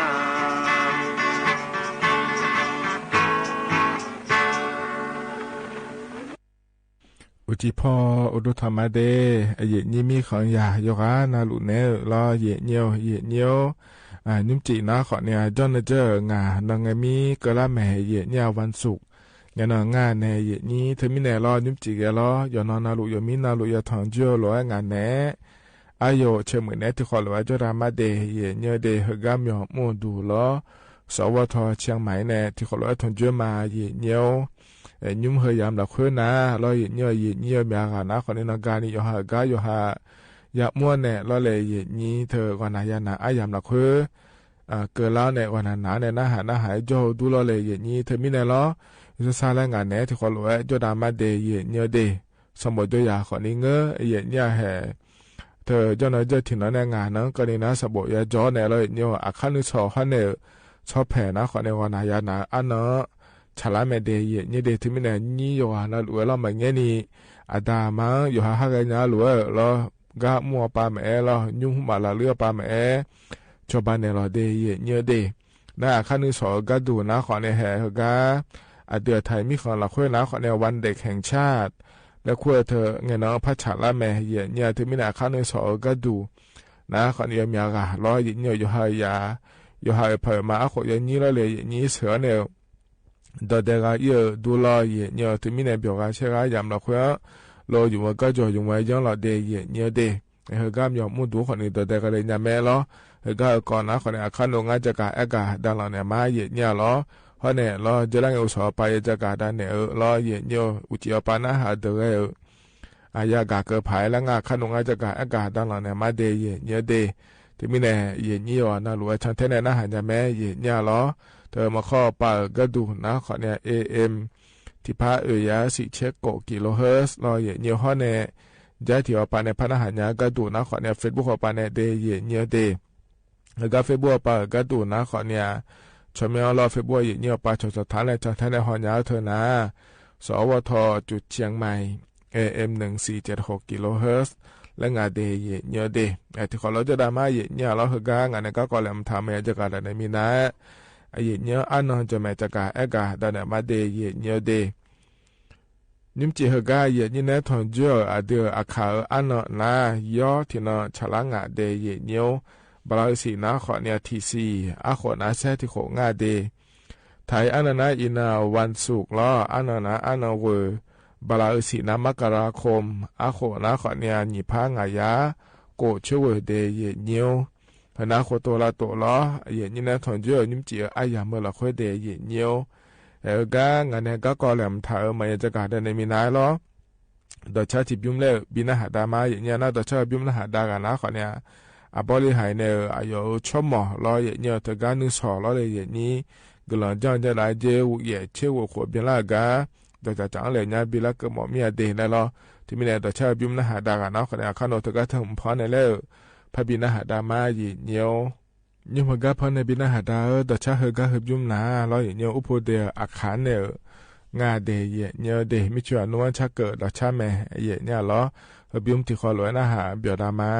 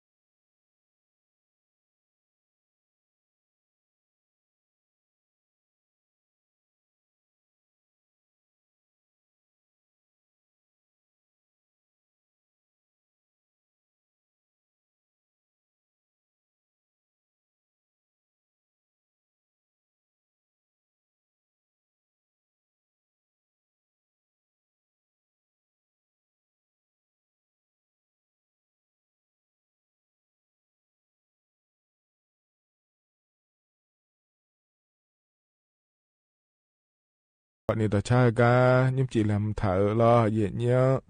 พอเนี่ยบินาหาดาเดเยเนียเดโยหานาลูเอยานาหาเบียวดูลอเยเนียวก็จะนาปาลาเนี่ยนาหาลาเยนี่โยหานาลูดูธรรมะเดมาข้อปาในนาหามาเฟซบุ๊กปาในนาหามาลอเยเนียยิมจีกาขนนาลีเชหลังกันนี่ลองานแหนอายุเชื่อเหมือนแหนที่ขอลูจะดามาเดเยเนียวเฮกางานก็ก็เลยมันถ่ายมาจะกาได้ในมีน้ารอเยเนียวเธอเนี่ยอบริหารเนี่ยก็ตัวจ่าเหลือรอเพราะเนี่ยบินหาได้เนี่ยเดอายุชั่วโมงเธอก็คันนี้สอรออาโคเนี่ยมีอาโคมสิแม่เธอก็อยู่ส่วนเงี้ยช่องเลยแม่รอคนละก็กลุ่มจ้างก็ดูแล้วจะนำมาเดแล้วงานเธอมีเนี่ยละเกินเนี่ยแม่เดแล้วช่องงานเยเนี่ยก็ก่อรอก็อยู่ในดอกเหลือก็ที่ขอรวยนะหาดามาเดโดยเฉพาะมาก็ยังเย็นนี่ดูอดีมาตัวจะกันเนี่ยพายยังไงล่ะอาคันนี้ชอลอคันนี้ชอวันที่เสียงกันเนาะน่าสมอบอกกูชาเดือดกูล่ะอยู่ลูกกูเดอายอเย่เชื่อกูขอละกากุลจังอันนั้นก็ละแม่แหละอายนี่ดูแลอายสิญญาเดิมมาอายเนี่ยจะหอเดิมมาอยู่กันนั่นลูบิลักก็หมอมีอะไรล่ะอยู่ลูกกูตัวละล่ะน่าคุณมีเนี่ยอดีมาอันจักกันเนี่ยเลยเดมีเนี่ยน้องจีที่พูดจักมาคนเนี่ยมากาจีบอมเล่นอยู่เนี่ยคุยภาษาเลี้ยหรอยูอายุจะบอกแล้วอายุอีพายมาแล้วเนี่ยอายุเย่เชื่อกูขอละกากุลจังเนี่ยแล้วก็มีเนี่ยหรอคุยมีเนี่ยอาคันนี้ชอบว่าที่เสียงนั้นกุลงาแหละแต่ก็ภาษาสุดานอาคังหรอภาษาสุดานอาคังอยู่กันนั่นลูเฮกาแต่น่ากุลจังเนี่ยแล้วก็เนี่ยแหละจะเกิดเลยเดกุลขึ้นมาเธอนะขอนี่เธอเนี่ยเธอเศร้าแล้วดอกเหลวหรือว่าพอนโดนเหลวมาเดแต่ก็เนี่ยอบริหารชั่วโมงรอเย่เชื่อกูโคเบียงล่าก็กุลจังแล้วงานแต่เย่เนี่ยรอเธอมีเนี่ยเล็กเนี่ยแต่เดเย่นี่อยู่นะหรือว่าล้อเย่เนี่ยเธอมีเนี่ยล้อเย่เนี่ยเย่นี่ต่อจากเขาล้อจากโดล้วนนะล้อเย่มาเจงล้อเย่นี่หัวหัวจากเกลือล้อแล้วเลยนักการสบุคคลมาชิญญาล้อเย่นี่กันเนี่ยก่อนเนี่ยเดี๋ยวมาชี้เชื่อมาเตะเลยฮะจุกคนนี้ชิญญาหมอมีอะไรรอเย่เนี่ยโฮโลดอกดอกอันเหลือเนี่ยพอเนี่ยบีพันโดเนี่ยยังไม่ได้เย่เนี่ยเดอินุ่มนะรอโฮโลจังได้เลยงานมาตัวเหรอกันล่าตอนนั้นรอเย่เนี่ยเธอเนี่ยยอฮันเนี่ยจะเอาลัวกับเทซ่าให้ผมเนี่ยบิดเอียเดเย่เนี่ยแต่จิมิเนี่ยงานแล้วก็เนี่ยเจงอะไรเงี้ยรอเธอที่อ่ะน่ารอเย่เนี่ยเขาเราคุยมาบอกจ่ายมีนายรอเหรอกันจะเอาแล้วเนี่ยแห่อันนี้อาจจะโดนหน้าเย่มาบิจ่ายแล้วเหรอโฮโลขอนี้จะเลยก็มีเนี่ยรอเย่เนี่ยเธอมีเนี่ยรออินุ่มนะรอยอฮันเนี่ยลัวเจจ่าเจจ่านะยอฮันเทซ่าให้บิดอีมารอเทซ่าน้องเหลี่ยมมาเลยแล้วนะคนนี้เธอก็บริหารเนี่ยยังถาวรรอยอฮันชมยอฮันอาเจอากพูนจ่อเลยอาสุวรรณจักเกเลยอาเจก็จักเกเลยแล้วรอเยี่ยคนรู้เนี่ยฐานเนี่ยบิเกเลยเนี่ยไม่ได้มันก็นะคนนี้แล้วงานนี้เนี่ยช้อนเนี่ยรองานนี้เนี่ยช้อนเนี่ยเธอจ่ายเลยมาเลยนะคนนี้โทรขอเงินยังไหมเนี่ยเราจะก็งานเฟซบุ๊กปาคนนี้เนี่ยช้อนเลยเนี่ยรองานนักการปาเนี่ยคนนี้เนี่ยช้อนเลยเนี่ยไม่ได้เนี่ยดีกันเนี่ยนะงานนี้ก็เลยมันถ่ายจะการได้มาเนี่ยอาคารนี้สอนนะเราเนี่ยวันเด็กแห่งชาติแล้วคู่อันนั้นฉลาดแม่เนี่ยอดีตไทยมีของนะขอเนี่ยจนเจอนี่เนาะขัดทั้งพัดโดดแต่นะเกิดดาแม่เราเพื่อนเนาะเกิดดาแม่เดย์เนี่ยเดอาคารนี้สองเกิดล่างง่ายเนี่ยเหรอถึงมีเนี่ยยมยาการนะขอนี่แหละผมดูแม่เนี่ยเราเฮก้ามยองดูละคือเราเฮก้ามยองดูมิชินีป้ายขอเนี่ยพัดเธอเราเนี่ยเธอเนี่ยเรื่องทัดจิงเนี่ยเราอยากจะได้ปีกอะไรก็ดูเราจะช่างอะไรเราเนี่ยตัวจีถังอะไรอย่าพอนะเราก็เรื่องทัดจิถังเหรอถึงมีเนี่ยเราเนี่ยอาคารนี้สองมาย้อนนะเฮก้ามยองมุ่งดูละเกินเนี่ยอย่าเลยผมละแม่เราอย่าบิบยอกก็ดูเดแล้วเราถึงมีเนี่ยเสือเนี่ยแต่ก็เลยยังไม่เฮก้าตัวแพกมันจ่อมาเดเนี่ยเดแต่ก็โรงพยาบาลแม่และเด็กและคู่ก็เจนี่ไปจะหลุดมาเถอะก็จะมาเมื่อละคู่จ่อเดินนะเราเนี่ย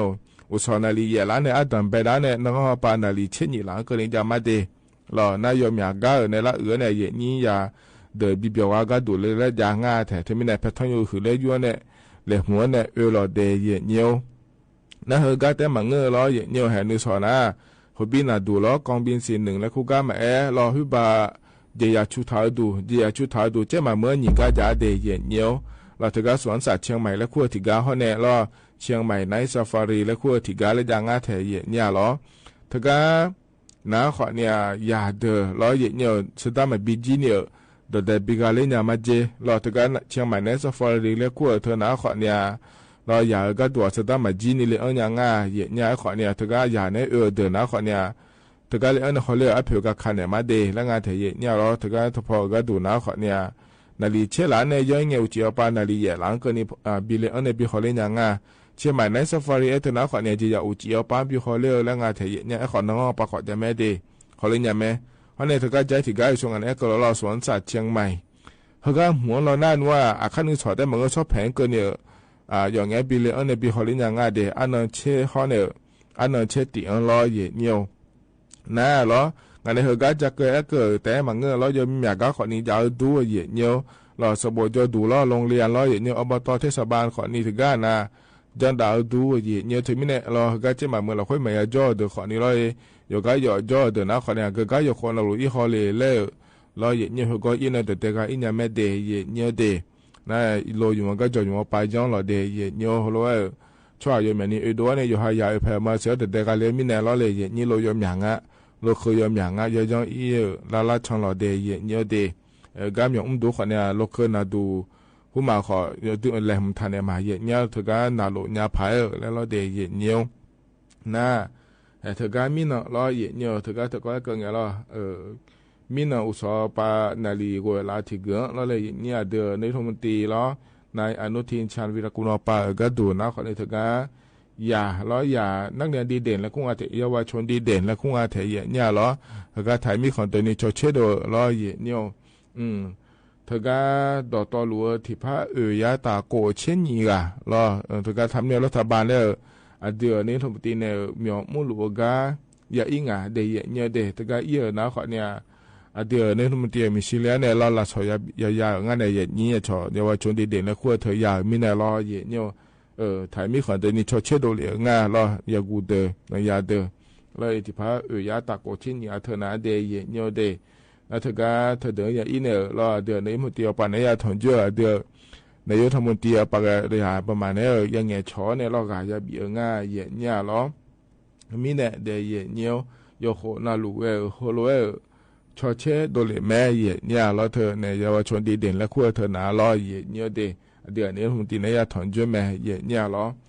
นะเฮก็ก็เงี้ยล้อขั้นนึงสอก็เลยมีน่าล้อเยเนี่ยที่น่าอยู่หายามาแม่เนี่ยมาเนี่ยคนนี้จ่อมาเสียเยเนี่ยให้ขั้นนึงสอสก็เราสอบเบียก็ตัวสู้ความของมาเดชิญญาเลยแล้วนะหาเงี้ยชอเธอก็ชอนะหาว่าไปเนี่ยน่ะเราสอยเกินยาผายล้อเยเนี่ยก็ที่นหัวก็ดูนะขอเนี่ยคำของวันเด็กและขั้วเหือหนารอเยยุ่มและหนีต่อแต่งานเยเนี่ยรักชาติไทยใส่ใจโลกและงานเดเยเนี่ยเดรักชาติไทยใส่ใจโลกและแม่เยเนี่ยเธอมีเนี่ยรอเยเนี่ยให้เฮก็ผมจะมือพายเนื้อฐานเนี่ยเราอย่าแม่เนี่ยเนื้อฐานเนี่ยขั้นสอจอเราสอบเบี้ยก็ดูคำของวันเด็กและขั้วเธอสิญญามาโลและนะหานะขอเนี่ยอย่าหายาแกชอเนี่ยยาผายเดเยเนี่ยที่โปแล้วพระเจ้าก็กับโปในเลเดเฮกันหนาวเนี่ยตะชาติบิวมแล้วนะหาดามาเดเยเนียวเห็นยุมเฮกันพอในปีนะหาดาเฮนะขอเนี่ยอายุบุมีเนอชาตะชางาเยเนี่ยล้อนึกาโลกูเลเดที่ขอไว้นะหาบจอดามาอ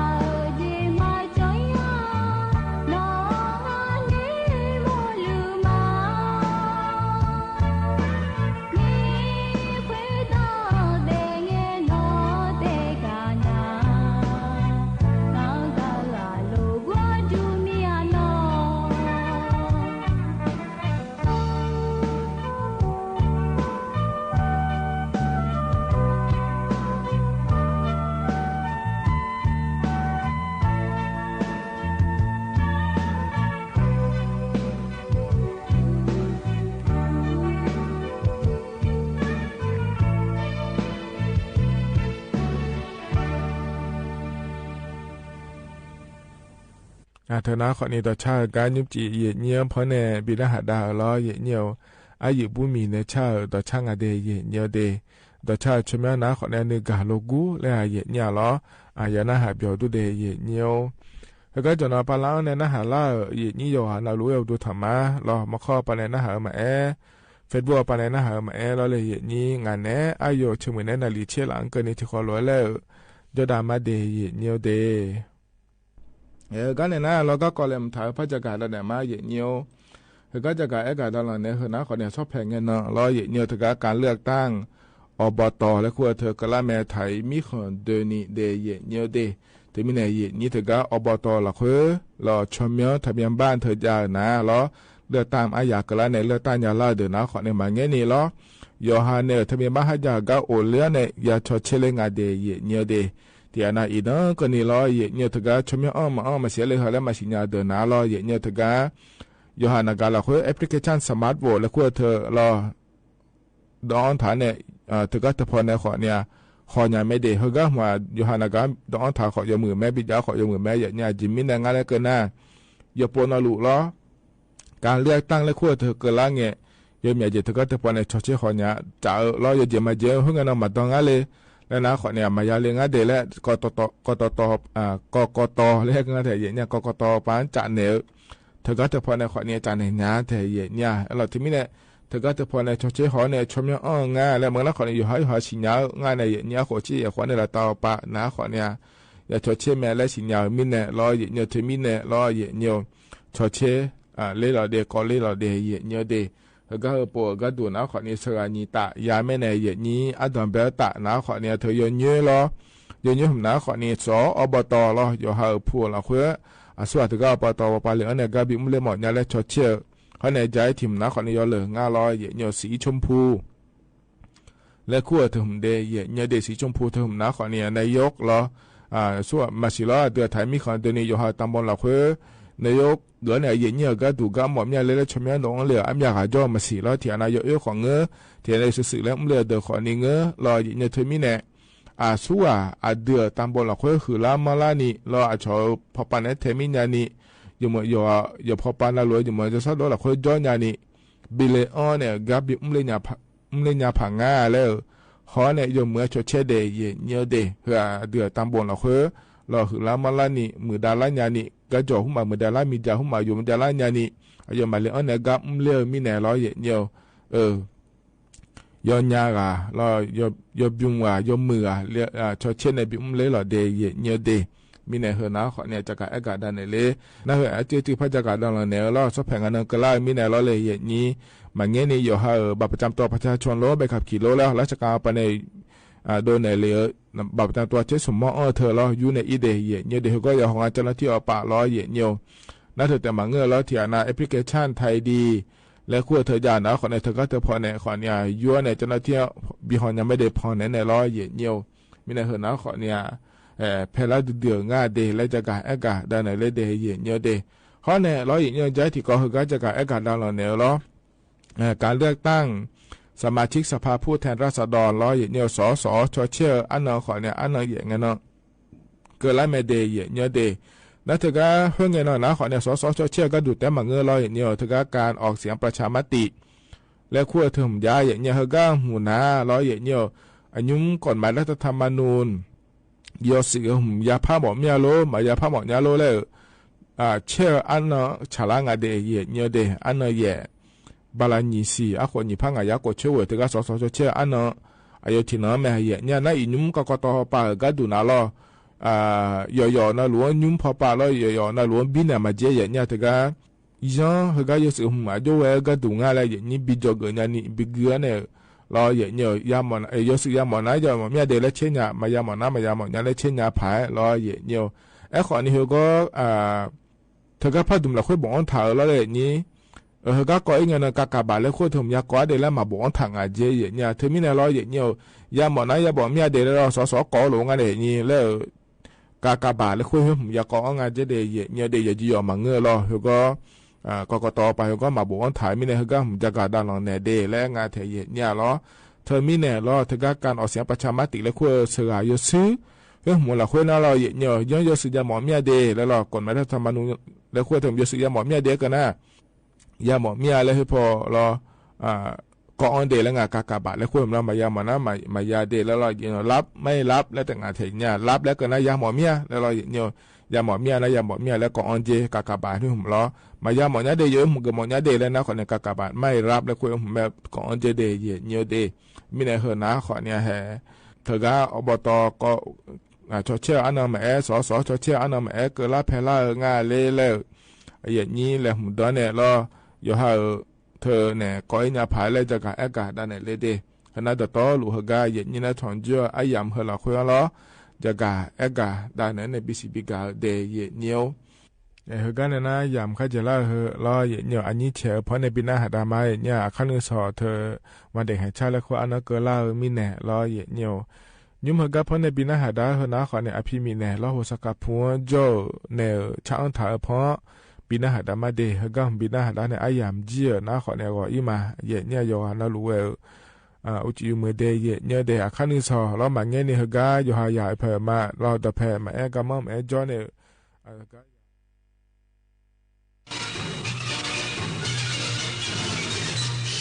สถานีวิทยุกระจายเสียงแห่งประเทศไทยและเครือข่ายทั่วประเทศเสนอข่าวต้นชั่วโมงรู้เร็วรู้จริงเกาะติดทุกสถานการณ์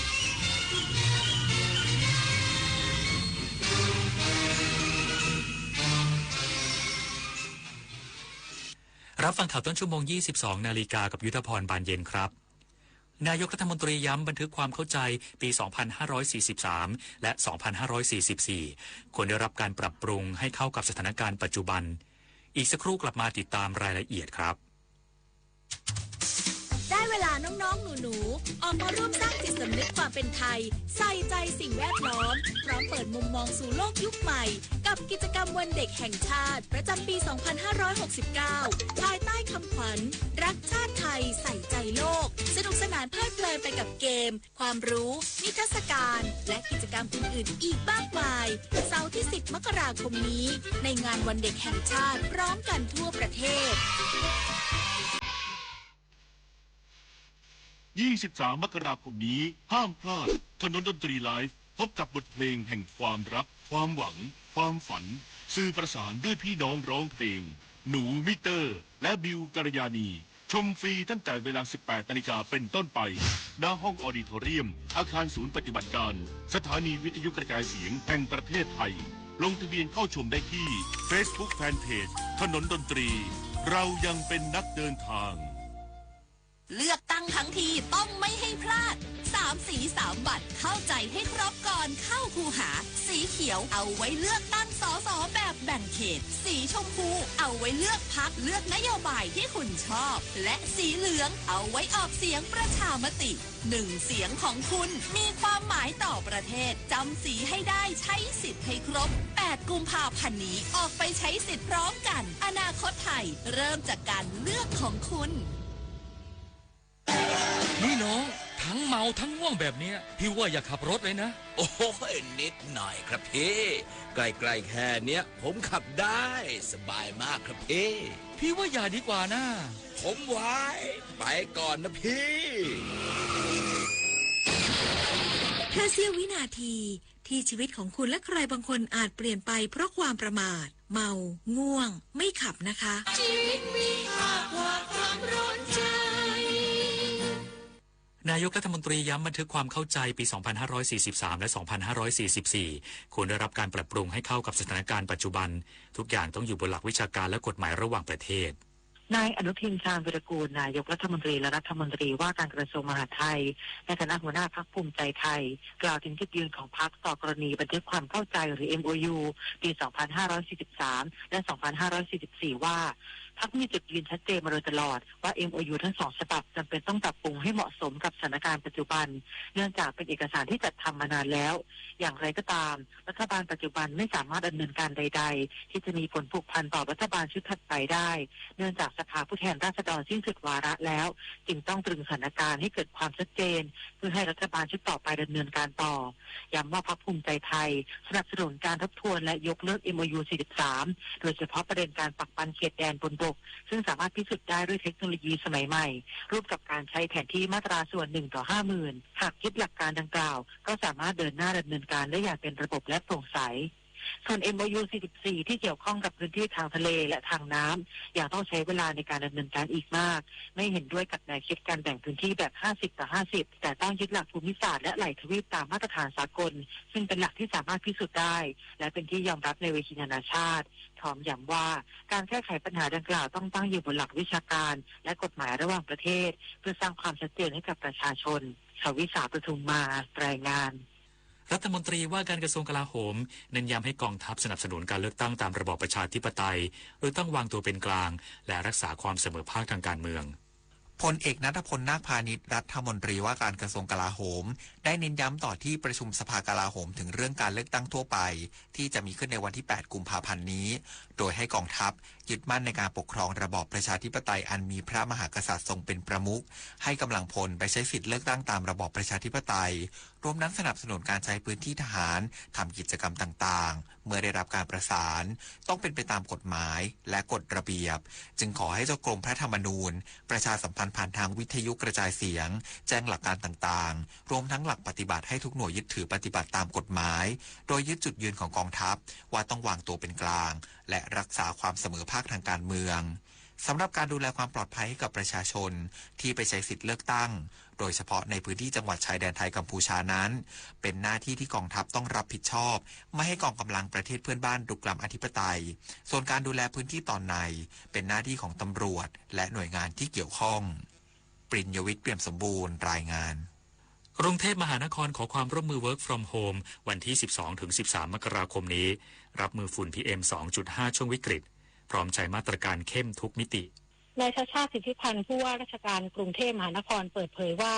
กรุงเทพมหานครขอความร่วมมือหน่วยงานภาครัฐภาคเอกชนและสถานประกอบการต่างๆให้บุคลากรสามารถปฏิบัติงานที่บ้านหรือ Work from Home ในวันจันทร์ที่ 12 และวันอังคารที่ 13 มกราคมนี้เพื่อลดปริมาณการจราจรและการปล่อยมลพิษทางอากาศจากยานพาหนะหลังคาดการณ์ว่าสถานการณ์ฝุ่นละอองขนาดเล็ก PM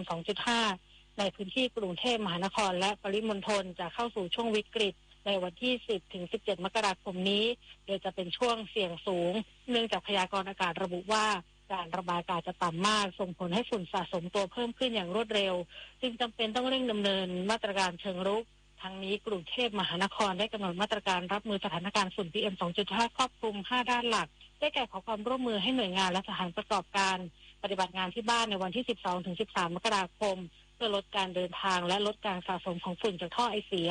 ประกาศเขตควบคุมเหตุรำคาญห้ามเผาขยะและเผาหญ้าในที่โล่งทุกประเภทอย่างเด็ดขาดในพื้นที่กรุงเทพมหานครผู้ฝ่าฝืนมีโทษตามกฎหมายเพิ่มความเข้มงวดเชิงรุกในการตรวจวัดควันดำจากยานพาหนะประสานความร่วมมือจังหวัดปริมณฑลให้งดการเผา 100% ในช่วงสัปดาห์ดังกล่าวและขอความร่วมมือประชาชนแจ้งเหตุผ่านแอปพลิเคชัน Taxi ฟองดู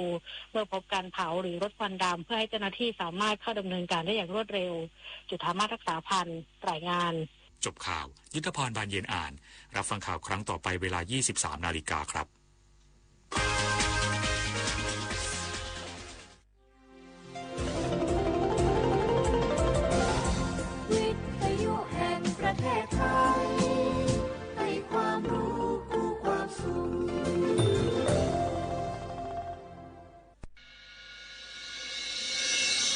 สถานีวิทยุกระจายเสียงแห่งประเทศไทยจังหวัดเชียงใหม่ AM 1476 กิโลเฮิรตซ์สถานีวิทยุภาคภาษาชาติพันธุ์แห่งเดียวในประเทศไทยที่มีความทันสมัยเชื่อถือได้สร้างอัตลักษณ์กลุ่มชาติพันธุ์สู่สากล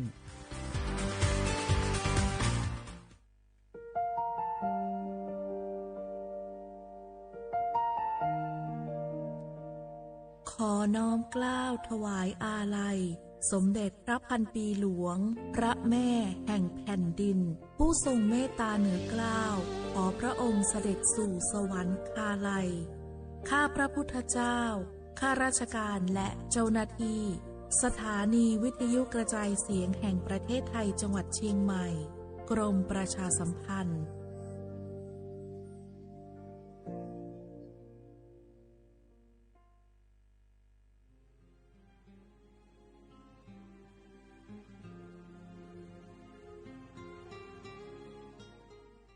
This is a moment of profound grief for the Kingdom of Thailand. We, the collective voices of Radio Thailand Chiang Mai, join the Thai nation in mourning the passing of our beloved Queen Martha, Her Majesty Queen Sirikit.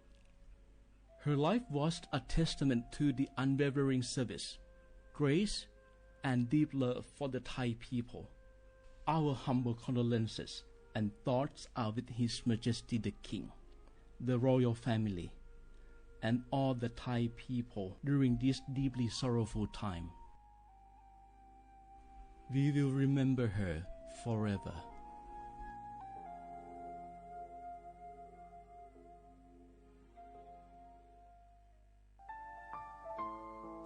เฮาข้าพี่น้องเจ้าคือไตมีตั้งหม่องเจออันเจ้านางหอคำสมเด็จพระนางเจ้าสิริกิติ์พระบรมราชินีนาถพระบรมราชชนนีพันปีหลวงไล่เข้าสวนหมักหักคำนนเพกว่าย้อนสู้เก่าตึงปันเฮาวิเย็นขวัญเงาเจ้าเฮาข้าฮอดถึงตีสุคติกัดเย็นเสกำเฮาข้าพี่น้องก้นคือไต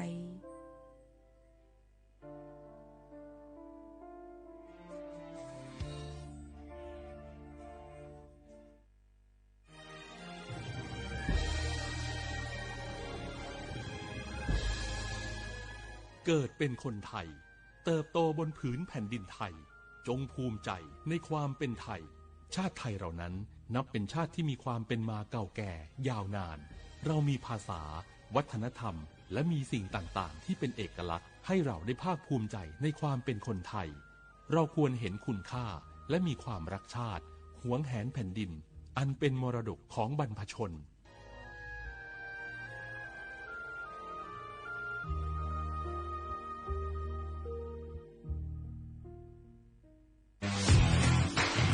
รัฐบาลไทยประกาศสงครามสแกมเมอร์รัฐบาลจึงได้ประกาศสงครามกับสแกมเมอร์ในฐานะที่สแกมเมอร์เป็นวาระแห่งชาติและในวันนี้ผมก็ได้ใช้โอกาสนี้มารายงานความคืบหน้าและเน้นย้ำถึงสิ่งที่เราต้องร่วมกันทำต่อไปรัฐบาลได้จัดตั้งคณะกรรมการอำนวยการป้องกันและปราบปรามอาชญากรรมทางเทคโนโลยีขึ้นมาโดยมีผมเป็นประธานด้วยตนเองเพื่อให้ทุกหน่วยงานทำงานไปในทิศทางเดียวกันเราได้มีการลงนามบันทึกความเข้าใจ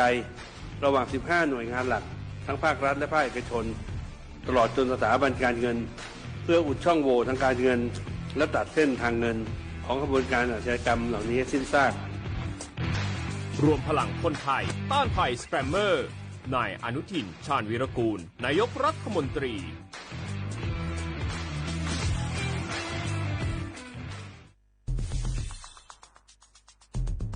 แค่3 ปีความเสียหายจากอาชญากรรมไซเบอร์ของคนไทยพุ่งทะลุถึง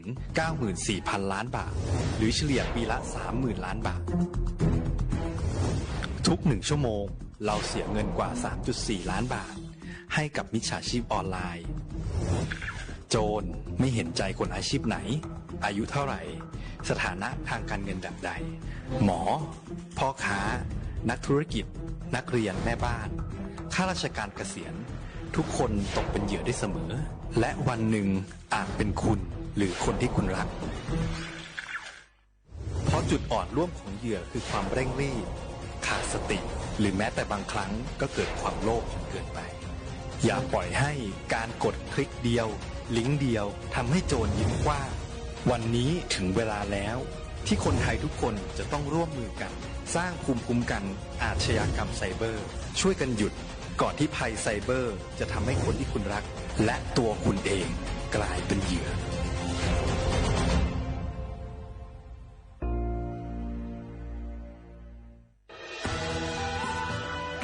จากศาลากลางจังหวัดน่านหลังเก่าพัฒนาสู่การเป็นศูนย์การเรียนรู้นันทศิษย์ป่าคารโดยมูลนิธิรักป่าน่านนับเป็นพระมหากรุณาธิคุณที่สมเด็จพระกนิษฐาธิราชเจ้ากรมสมเด็จพระเทพรัตนราชสุดาสยามบรมราชกุมารีได้พระราชทานนามนันทศิษย์ป่าคารอันหมายถึงอาคารแห่งความรู้ทุกแขนงของจังหวัดน่านภายในประกอบด้วยห้องนิทรรศการเฉลิมพระเกียรติรัชกาลที่ 9แสดงพระราชประวัติและพระราชกรณียกิจ ของพระผู้ทรงเป็นพลังแห่งแผ่นดินและต้นแบบของความเพียรรถพระที่นั่งอนุสรณ์แห่งการเสด็จเยี่ยมราษฎรในถิ่นทุรกันดารทั่วทุกภูมิภาคของไทยพิพิธภัณฑ์ศาลากลางจังหวัดน่านความทรงจำของอาคารหลังเก่าและการอนุรักษ์สิ่งสำคัญของเมืองน่านเทคโนโลยีกับมนุษย์จุดประกายความคิดสร้างสรรค์สู่การสร้างนวัตกรรมในอนาคต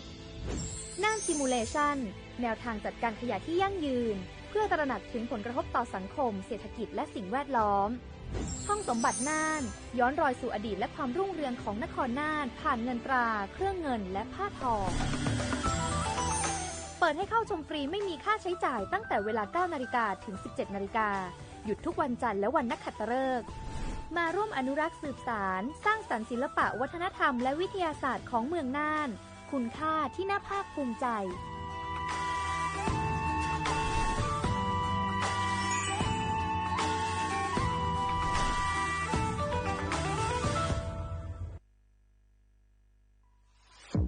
ใช้สิทธิ์บัตรทองเข้ารับการรักษาที่คลินิกแพทย์แผนไทย30 บาทรักษาทุกที่ได้ง่ายๆทั้งนวดประคบอบสมุนไพรใช้แค่บัตรประชาชนไม่เสียค่าใช้จ่ายสอบถามเพิ่มเติมโทรสายด่วนสปสช1330 30 บาทรักษาทุกที่สิทธิตามกฎหมายของคนไทยให้แพทย์แผนไทยดูแลสุขภาพคุณ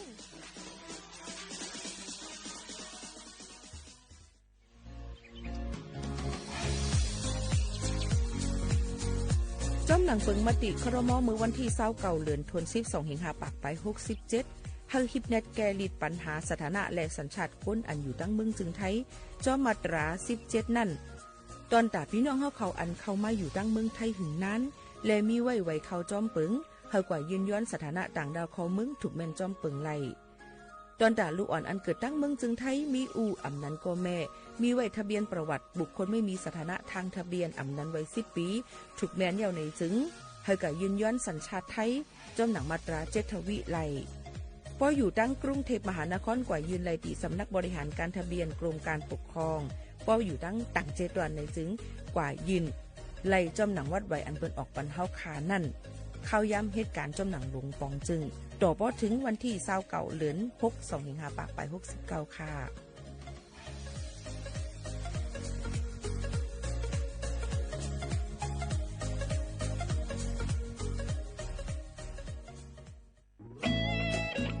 เสียงของท่านมีความหมายต่ออนาคตประเทศ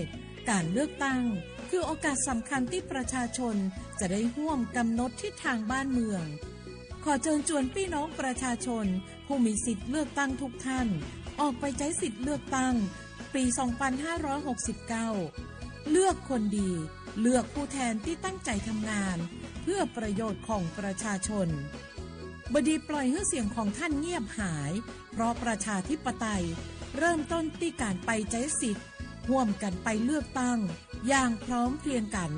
วันอาทิตย์ที่8กุมภาพันธ์2569 8 โมงเช้า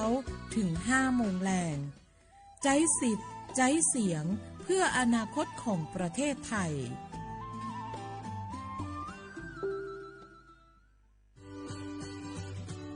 พี่น้องเฮาเขาค่ะพอถึงมาในวันอาทิตย์ที่8เดือนธันวาคม2สิงหาคมไป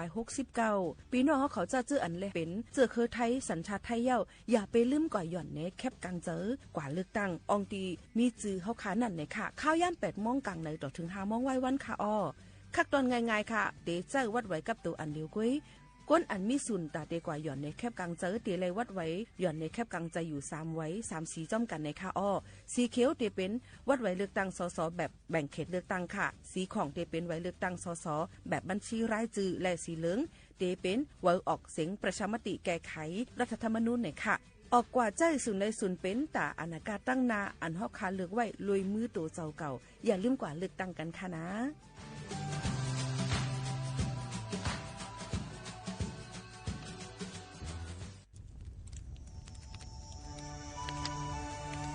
จ่องหู้คาหือก้อนโมก้อนไฟอันเผาอยู่ตีกลางป่างนั่นอ่ำเลยหายกว่าตั้งเลยมันเตเป็นฝุ่น PM 2.5 สีขึ้นมาเฮ็ดให้ป้ายอยู่ลีเฮาคาขึ้นในค่าอ้อลองลดย่อมปัญหาจังไหนในอ่ำหยาบค่ะเงื่องแวอ่ำเผายุกยักเหมือไม่ต้นเยอต้นเข้ากับในให้ในสวนเฮา เปลี่ยนมากองไว้จ้อมกันเสเฮ็ดเป็นฝุ่นสภาวะอำนั้นแจกแผยุกยักเฮมันปอดถูกเมียนอีกป้าดังโฮมมือกันฟังด้วยไฟไหม้ป่าเถินเฮาขาดฉุกลีไลผูกต้นไม้น้ำเพิ่มปันปืนตีสีเขียวเฮ็ดเฮอจันล้มเสียนใส่ตาเฮากูก็เลยตั้งมุงมองเฮาลีเสฐานหน้ากอกับสืบปืนเผาตี3กรมประชาสัมพันธ์พี่น้องเขาสนใจใครปืนเผาผ่านตั้งห้องเปิดเซ็งสวทเก้งใหม่ปั่นตั้งหูห่มปลาดังมีดังซื้อถ่อมแจ้งแล้งหลีกว่าไก่ในปืนตีเจดอนเก้งใหม่กับสืบมาไลดีสวทเก้งใหม่หมายฟ้น053-276-068และ092-246-8579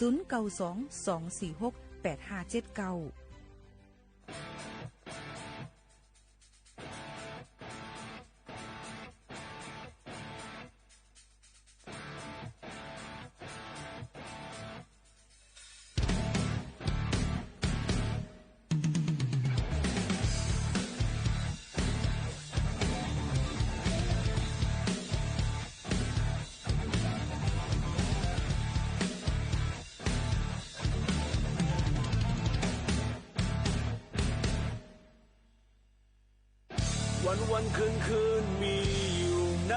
ลับสีวนคืนวนวันกว้างอยู่ห่างก็เดียว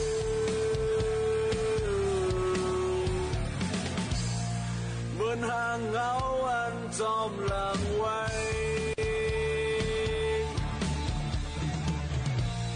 พี่อาโกนห้ามตัวออกยา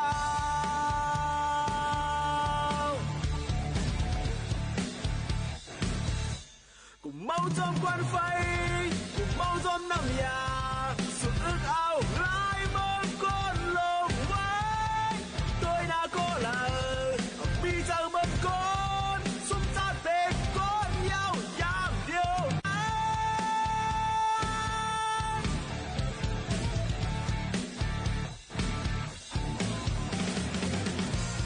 เหมือนเข้ามาห้องเก่าอยู่ยาวเหมือนเข้ามาห้องเก่าอยู่ยาวการดีอันเฮ็ดไว้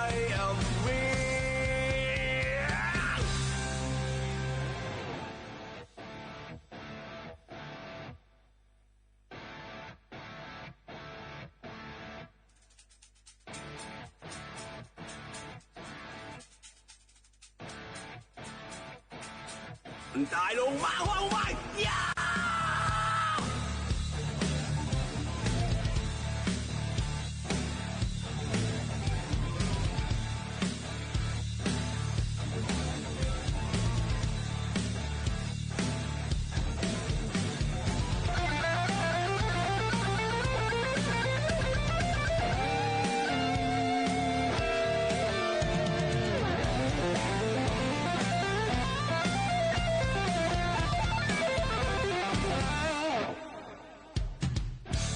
วันคืนมีอยู่ใน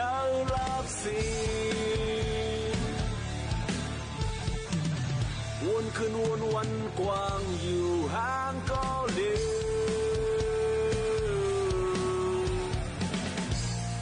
เหมือนห่างเงาอันจอมหลังไว้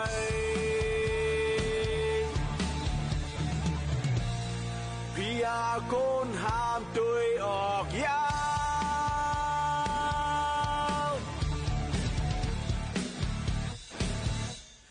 เมาจอมควันไฟ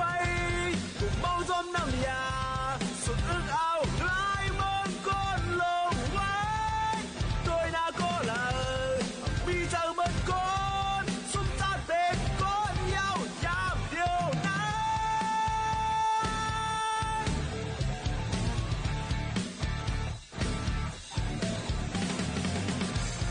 เหมือนเข้ามาห้องเก่าอยู่ยาวเหมือนเข้ามาห้องเก่าอยู่ยาวการดีอันเฮ็ดไว้มี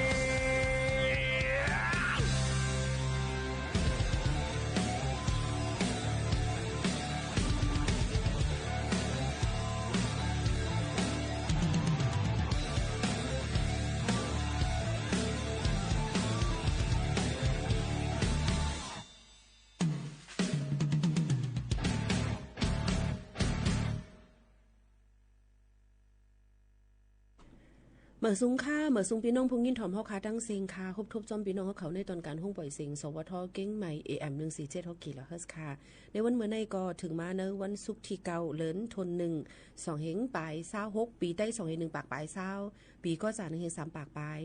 87คู่อยู่จอมเขายิ่งหมู่ขาวโน้นสุภาวันเชื้อสารวินเป็นอุ้ยกออุ้ยเซบ่แม่ปีๆน้องๆเขาดีห้องปล่อยเสียงสวทเก้งใหม่ AM 147 ฮกกิโลเฮิรตซ์ฮับถอมรายดังแฟนเพจ Facebook สวทเก้งใหม่ AM 147 ฮกกิโลเฮิรตซ์ค่ะหมายโฟนกับสืบ0532760007เลยค่ะอ๋อในวันเมื่อได้เอามาเปิดเพลงความเปิดโหตีฝากตวนทุกถึงพี่น้องเขาเพลงความอันว่าเงรายเมืองก้นในนั่นค่ะอันเป็นคอลัมน์มันเป็นตีตู่ในค่ะเนาะห้องใจตีตู่จุ้มสายเลี้ยงเหมือในค่ะเอามาฝากตวนทุกถึงพี่น้องเขาว่ากะปานตะเร็วในค่ะเงรายในอำตับโลกหาที่แล้วว่าเงรายว่าว่าได้เป็นเงราย5ว่าได้เป็นเมืองหังมึกนี่ปั่นอีหยังเทมว่าในค่ะเนาะมันอยู่ที่ว่าเมืองคนมนุษย์เจ้าค่ะทั้งหมดทั้งสิ่งเลยค่ะเฮ็ดลีก็เป็นเตเลลีเฮ็ดจ้าก็เตเลจ้านั่นค่ะเนาะกะปานตะเร็วซ้ำกะปานอมอายกวนสู่เรียนนำเราสู่กินนำเราสู่ลาเรียนยาเมามิงยาเมากำเจ็มเสนเฮ็ดเฮาฮู้ว่าเป็นจึงหือเยานี่ค่ะเนาะคนสนสารคนเข้ารอกันกว่าจังไหนก็หลเลยฟังกันไว้ให้อยู่เลยต้องสมาธิตั้งมั่นให้ลีอย่าไปกว่าสงมึดมันลองอันอำลีเจอนั่นเลยค่ะก็เอามาฝากตวนทุกถึงพี่น้องเขาแหละสนใจใครยินถ่อมเพลงความแนวร็อกๆแนวจังไหนก็ต้องตักกันเข้ามายินถ่อมกันหลายเพลงความในนั่นค่ะพี่น้องเขาค่ะเมื่อในก็เฮาค่ะมีปาดังน้องลูกเห็นจันจอมเนี่ยค่ะราชภัฏเกียงใหม่เขามาโฮมจัดรายการออกในตอนการเฮาค่ะจอมเนี่ยค่ะออนกันกับตรงตักน้องเขาก่อนค่ะเมื่อซุ้งค่ะลาจือแทงก้าวนึงค่ะนางจือว่าทิพย์วันอ่อนค่ะค่ะเมื่อในก็เป็นวันที่3ตีมาออกรายการจอมปีหมู่เขานุ่นนอเจ้าค่ะอ่อนตั้งในใครให้น้องๆลาดเกี่ยวกับไปลองพินหมอกให้ก้นจะเจออันมีวัดไหวแล้วก็มีศูนย์เป็นเลยกว่าเลือกตั้งแต่เร็วนี่ได้เป็นอบตก่อนมีจังหือพ่องเชิญชวนค่ะก็วันที่11 มกราคมที่จะถึงนี่นะเจ้าก็มีการเลือกตั้งอบตเจ้าก็อยากให้พี่น้องทุกคนที่มีบัตรมีใบออกไปเลือกตั้งใจสิทธิ์ใจเสียงของตัวเองเจ้าค่ะอันที่มีเหมือนจังว่ามีอบตนั่นน่ะเนาะบางทีก็ได้เป็นเทศบาลบางทีก็ได้มีปัดปืนน้ำเมืองจึงไทยก็ได้มีอยู่77องค์ตีในค่ะเกี่ยวกับไปลองกาปังเลือกตั้งอบตย่อก็ก่อนเลือกตั้งหลังเลือกตั้งอบตในเตเลยเฮ็ดจังหือพ่องเขาห้ามดื่มสุรากับขายเราห้ามกินเหล้าห้ามขายเราห้ามแจกห้ามจ่ายห้ามกินเล่นกันในวันที่หังเฮาได้มีเลือกตั้งวันอาทิตย์ที่11นี่ก็ก่อนวันที่10เนาะวัน6ถึง11จ้ะเนี่ยพี่น้องเขาก็อย่าลืมค่ะ6:00 นกลางค่ำ6:00 นในวันที่10ห้ามกินต่อถึงวันที่6:00 นวันที่11ห้ามเนาะอันนี้ก็เป็นเกี่ยวกับไปลองเลือกตั้งอบตในนั้นค่ะพี่น้องเขาห้ามขายห้ามแจกห้ามกินเล่นกันเนาะในวันนั้นย้อนบ่ว่ากูจังมีลงพิษหมอกันแล้วก็ฮู้หางฮู้ตัวลืมกว่าเลือกตั้งนอนหลับทับสิ5จังไหนนั่นน่ะเนาะค่ะอันนี้ก็เชิญชวนให้พี่น้องเขากว่าเลือกตั้งอบตกันไล่แล้วก็แทงอันนึงก็สิเป็นเลือกตั้งล่วงหน้าเกี่ยวกับไปลองเลือกตั้งสสเจ้าในก็สิมีแทงเหมือนกันนี่ค่ะพี่น้องเขาค่ะในก็หลูฟังกันไว้แล้วก็หลูหังเฮียนกันไว้จ้อมนี่ค่ะเพิ่นสิมีเลือกตั้งล่วงหน้าก็ก่อนวันที่30ถึงวันที่1จังไหนค่ะเนาะยกแทงอันนึงก็ได้เป็นวันที่7ยกวันที่8เพิ่นก่อนปันกินในกุมภาพันธ์จังไหนค่ะเนาะอันนี้ก็เป็นการเลือกตั้งยกพี่น้องเขามีจื้ออยู่ในทะเบียนบ้านที่ละมีที่อำเภอละในก็อ่อนกันกว่าเลือกตั้งกันไล่ในนั้นค่ะพี่น้องเขาก็อย่าลืมเลยค่ะเมื่อได้จ่องกัดเฮาน้องกัดอยู่เจ้ากัดอยู่บ่เฮาค่ะเด็กก็ตุ้ยตั้งลอยอินทนนท์กลางในเจ้านั่นเนี่ยมีเหมยขาเปิ้นฮ้องว่าน้ำนายเม็ดพองอันมันเป็นก้อนมันแข็งไว้จอมเยอะยานั่นน่ะเนาะมีนำเนี่ยค่ะมี0 องศาห่ำกว่าเนาะกัดหนาเนี่ยค่ะแต่เหลือเป็นว่าดำไปหามี0 องศาเนี่ยค่ะพี่น้องเขาตั้งลอยอินทนนท์ดีกว่าเอลเลเนี่ยก็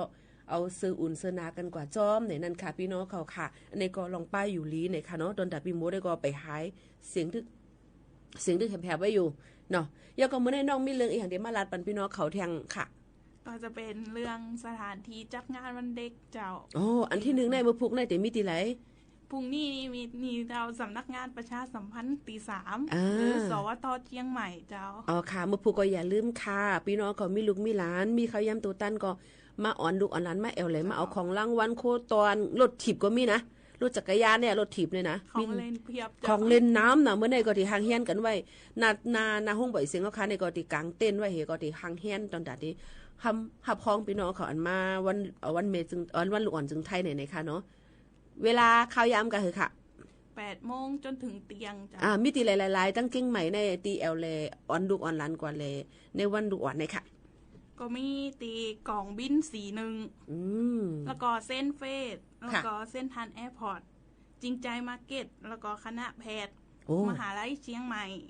แล้วก็กองพลราบตี7เจ้าค่ะแล้วก็องค์การบริหารส่วนจังหวัดเชียงใหม่สนามกีฬาเทศบาลนครเชียงใหม่เจ้า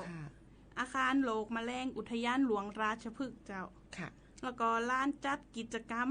กาดฝรั่งแม่ลิ้มโอเคแล้วก็พิพิธภัณฑ์สถานที่แห่งชาติเชียงใหม่ค่ะแล้วก็โรงพยาบาลนครพิงค์แล้วก็ตีสำคัญก็คือสวนสัตว์เชียงใหม่กับในซาฟารีเปิดให้เด็กที่แบบว่าเขาชมฟรีเจ้าค่ะเพราะนั้นในซาฟารีในเขาชมฟรีตอนแต่ลูกอ่อนเนาะใช่ไหมก็เป็นเป็นแม่ผู้ที่ตามก็ติลดราคาลดเปอร์เซ็นต์จังไหนเนาะตรงใจเฮ้เจ้าเพราะนั้นก็แล้วก็สวนสัตว์ในเขาฟรีเนาะลูกอ่อนอายุก็คือค่ะอายุเปิ้นมาได้บอกนะจ๊ะอายุมาเกิน15 ปีในซาฟารีนะเจ้าในซาฟารีอายุเกิน15 ปีเจ้าเปิดลงเวลา 10 โมงถึง 20 ลึกอยู่นะเจ้าค่ะส่วนสัตว์เชียงใหม่นี่มี2 วันเปิดถึงเขาวันตี10 ถึง 11เจ้าเด็กอายุมาเกิน12 ปีสูงไม่เกิน135 เซนติเมตรค่ะเนี่ยค่ะเพราะนั้นเพราะว่าพี่น้องเขาลิงยินถอมในค่ะเนาะเพราะว่ามีลูกมีหลานใครก็แอลแหล่ดังในซาฟารีในมันก็จะมีตัวสัตว์กลางวันกลางคืนจังแหน่มันก็จะให้เฮาไปก็ได้นั้นให้ขี่รถก็ไล่ใกล้กับเพิ่นได้เปิดบันลูกอ่อนอาสักบน15ในเขาฟรีเนาะ10 โมงต่อถึง20ก็8 โมงกลางค่ำนั่นน่ะเนาะในไร่นี่ค่ะยกก็ที่สวนสัตว์เชียงใหม่ก็เขาฟรีลูกอ่อนอาสักบน12 ปีในนั้นค่ะในวันที่10ยกก็ถึง11 2 วันเสาร์วันติดนี่ค่ะ11ค่ะเนี่ยก็เป็นองดีแอลแลกำน้ำน้องว่าที่กันเลยวันเด็กแน่กว่าเอาอีสังพองปก่อนเลยคันละอีหังอ่ะเปิ้นไข่เมื่อก่อนเปิ้นไข่ใดจักรยานกับพัดลมเจ้าเอาไก่แห้งพัดลมเอาไปเฝ้าเนี่ยเจ้าพัดลมเอากระเป๋าแล้วก็คันละรถถีบนั่นน่ะเจ้าแล้วนี่ก็เป็นลองไฟฝันลองตั้งม่วนหันลองตั้งคันละตอนดับลูกอ่อนนี่ค่ะตอนดับพี่โมได้ก็ตั้งม่วนว่าคันละอีหังเพราะว่าบ่กว่ามื้อไรก็เล็กก่อมใจก็ใหญ่ก่อมเป็นให้ไหนแบบว่าเดี๋ยวเอาก็อายเปิ้นต่อคิวแต่แจนแถวให้ไหนนั่นน่ะปันเปิ้นเอาเปิ้นแค่ไรก็ให้ไหนก็เลยต้นไรกำนำก็จะไล่สีระบายสีเนี่ยเนาะสีน้ำสีเอียงเปิ้นห้องสีน้ำสีไหม้ให้ไหนค่ะนะยก็ปรับลิกผืนลายให้ไหนกำนำจะเลยจังนั้นมาเนี่ยค่ะเนาะในก็เป็นทั้งยก็อันที่เกี่ยวเรื่องเสียเปิ้นนั่นก็เปิ้นว่าให้ก่อนเก็บก็อยู่ยุกยักมาขยะเนาะแยกขยะเป็นเก็บขยะแล้วก็ไปแลกขนมเนี่ยก็เก็บมาเนาะเป็นถุงลงไว้นะแล้วก็เอามาปั่นแล้วก็เลยขมุนมือเฮือนเนี่ยค่ะนี่ก็เป็นตั้งเกี่ยวตั้งแต่ลูกอ่อนเนี่ยค่ะพอถามว่าลูกอ่อนในอาสักกะฮือหลานเนี่ยพี่น้องเขารู้ได้ป่องจังว่าลูกอ่อนในอาสักป่น12 ปีคือลูกอ่อนเนาะก็12ขึ้นเนื้อก็ถึง17แน่18ลงแต่เปิ้นห้องว่าอะไรลูกวัยรุ่นป้อป่นหรือสินั่นเปิ้นห้องว่าเยาวชนเนี่ยค่ะพี่น้องเขาค่ะกอบนั่นแหละพี่น้องเขารู้เลยหมอแจกแพ้ค่ะเนาะมันก็เขาคำมาแล้วว่าลูกอ่อนเนี่ยลูกอ่อนขึ้นให้23 ปีเนี่ยมันจะลูกอ่อนแล้วเนาะใช่ไหมพี่น้องเขาก็รู้เลยหมอป่องเจอจังไหนจ้อมเนี่ยนั่นขาเนี่ยก็ข้าจะเอามาฝากปันพี่น้องเขากูก้นเนี่ยค่ะเนี่ยก็องดีแอลเลยว่าลูกอ่อนก็เด็กกว่าเดี๋ยวอะไรวางแผนจึงคือพองคาเด็กกว่าแอลเลยเนี่ยก็เผื่อเวลาไว้รถติดเวลารถติดแล้วก็เบอร์โทรปอแม่เราเลยใส่กระเป๋าลูกอ่อนไว้กูมันหายกูลูกอ่อนเฮามันผ่าเท่ากว่าจังไหนเนาะให้ไรปืนเผาหาจอมไหนค่ะยกก็ตื้อลูกตื้อหลานดีๆเด็กคำเซนตาสายตั้งไหนก็หลูเลยตื้อลูกตื้อกาจอมหนังคือป้าเด็กอ่ำเป็นเพศครึ่งก้างในนั่นค่ะเนี่ยก็เอามาฝากฟังไว้ปันป้อดีกว่าเอาเลยที่ใดก็ให้รับเพศกันเนาะปุ๊บในเข้ามายากกันดีกันในเนาะที่ห้องปล่อยเสียงเก้งใหม่ดีในสวทเก้งใหม่ยก็สำนักประชาสัมพันธ์ที่3ในนี้เนาะเขาก็จะมีกิจกรรมนำเมื่อในคนก็มาลงบุตรกันตอนแต่เดทางเฮียนพ้องหับเฮอก็เมพี่น้องเขาอ่อนลูกอ่อนหลานมาแอลเลยนะคะกำเดี๋ยวมาลาแทงไหลลองไหลอันค่ะแต่เร็วในกว่าถอมเพ่งกว่าหมันหูถึงใจกัน1 โมก่อนค่ะหน้าเพ่งกว่ามันได้กว่าเหมือนค่ะห้องไว้ว่าย้อนหักแห้งหรือในเดเป็นทอมนวลห้องไว้สุดทองค่ะ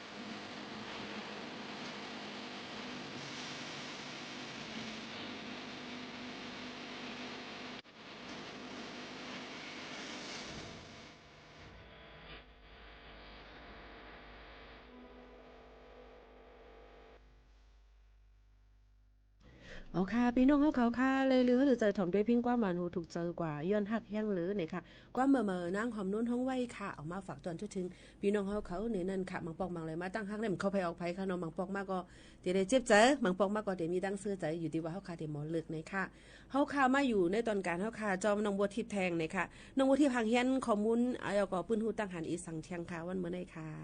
เอาเปิ้นมีเกี่ยวกับเรื่องเซเว่นเจ้าวันที่10เขาเปิดฮือสำหรับละอ่อนเขาไปทำทาหูกระต่ายเจ้าเฮ็ดจังหือทาหูกระต่ายจังหือจะอีเจ้าทำแต่เลยกับเฮ็ดจังหือที่เซเว่นในฮีแทงแค่ทำทากระต่ายเลยเจ้าแล้วเขาก็จะฮือแบบของมา1จิ้นหมายว่าเป็นจะสโมกกี่ใบมินิเปาครีมเซเลปี้หรือแลกตาซอยเจ้าวันที่10น่ะเจ้าวันเดียวเท่านั้นตีไรก็ไรเนาะเจ้าทุกสาขาเลยเจ้าเซเว่นทุกสาขาตีย้อนลาดบันเทิงกำนึงน้องๆเขาลาด้วยว่าเนี่ยค่ะที่7-11ในเนี่ยค่ะเนาะอองที่เพิ่นขายทั้งขายกินซอสสีจมบองเนี่ยค่ะในวันที่10ในเนี่ยค่ะเพราะว่ามีลูกมีหลานกว่าเข้ากว่าในเซเว่นแล้วก็กว่าให้เหรอก็ให้ทางกลางใต้ให้ไหนค่ะว่าพี่น้องเขาค่ะเปิ้นก็ได้ปันตั้งกินมาเอามาได้เป็นตั้งกินใส่กรอกสมุกกี่ใบอีหยังน่ะตีเปิ้นได้ปันนั่นค่ะอันนี้ก็กว่าไรวันนั้นวันเร็วเนาะแต่ว่าข้าวไหลก็ไหลเวลาไหลก็ไหลค่ะอ๋อนะปีกว่าจังไรอ่ะวันนี้10 พรุ่งนี้เลยไปเลยสำหรับเด็กค่ะตอนตาลูกอ่อนเก้ค่ะก้นหลงก้นเทาจังเลยเต็มไล่เนี่ยค่ะว่าพี่น้องเขาเพราะว่าอาซักเตรียมเหลือ12เนี่ยก็เอาลูกอ่อนกว่าใน7-11ไล่เนี่ยค่ะนะก็กว่าได้เลยตั้งกินมาเนี่ยค่ะมีอีสังแทงค่ะน้องก็อยากจะชวนหือมาแอวงานวันเด็กกันเยอะๆเนี่ยมาแอวเลยวันลูกอ่อนกันน้ำเนี่ยนั่นค่ะยก็ป้อมาก็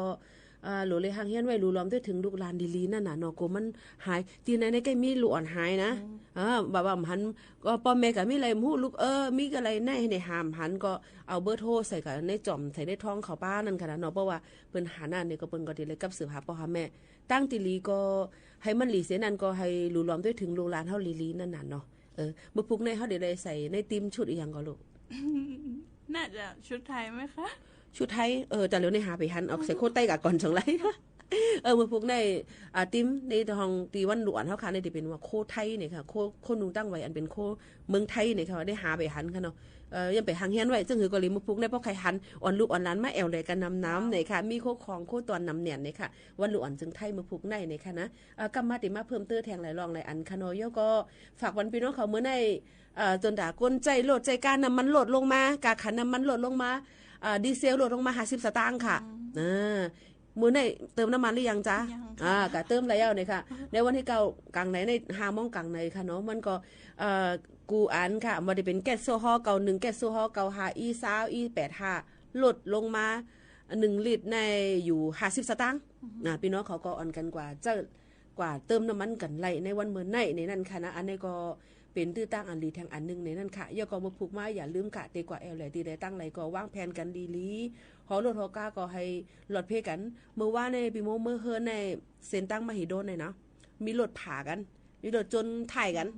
ย้อนบอกว่าขับเพอห้าอันนั้นก็เล่นโทรศัพท์ห้าเพราะว่าฮอรถฮอก้าห้ามโทรศัพท์เมาอย่าห้ามเนาะห้ามฮอจำจะในห้ามฮอรถฮอก้าอันนี้ก็รู้เลยฝากฟังไว้ปันหนังคือป้าดีมีลองเพกึ่งกลางจอมเซนตาสายตั้งเนี่ยนั่นค่ะพี่น้องก็เขาค่ะก็ฝากตอนถึงพี่น้องเขากูวันเจิ้งไหนเยาค่ะหรือใจกันเที่ยงก่อนค่ะก็มาหางเฮียไหนน้องทิพย์เขาได้เอาข้อมูลปืนหูตั้งหันอีสังมาฝากปันพี่น้องเขาเที่ยงไหนค่ะเนาะแต่แล้วในหรือใจถ่อมด้วยเพียงความหวานหูถูกใจกันก่อนค่ะเพลงอยู่ไหนครับเพลง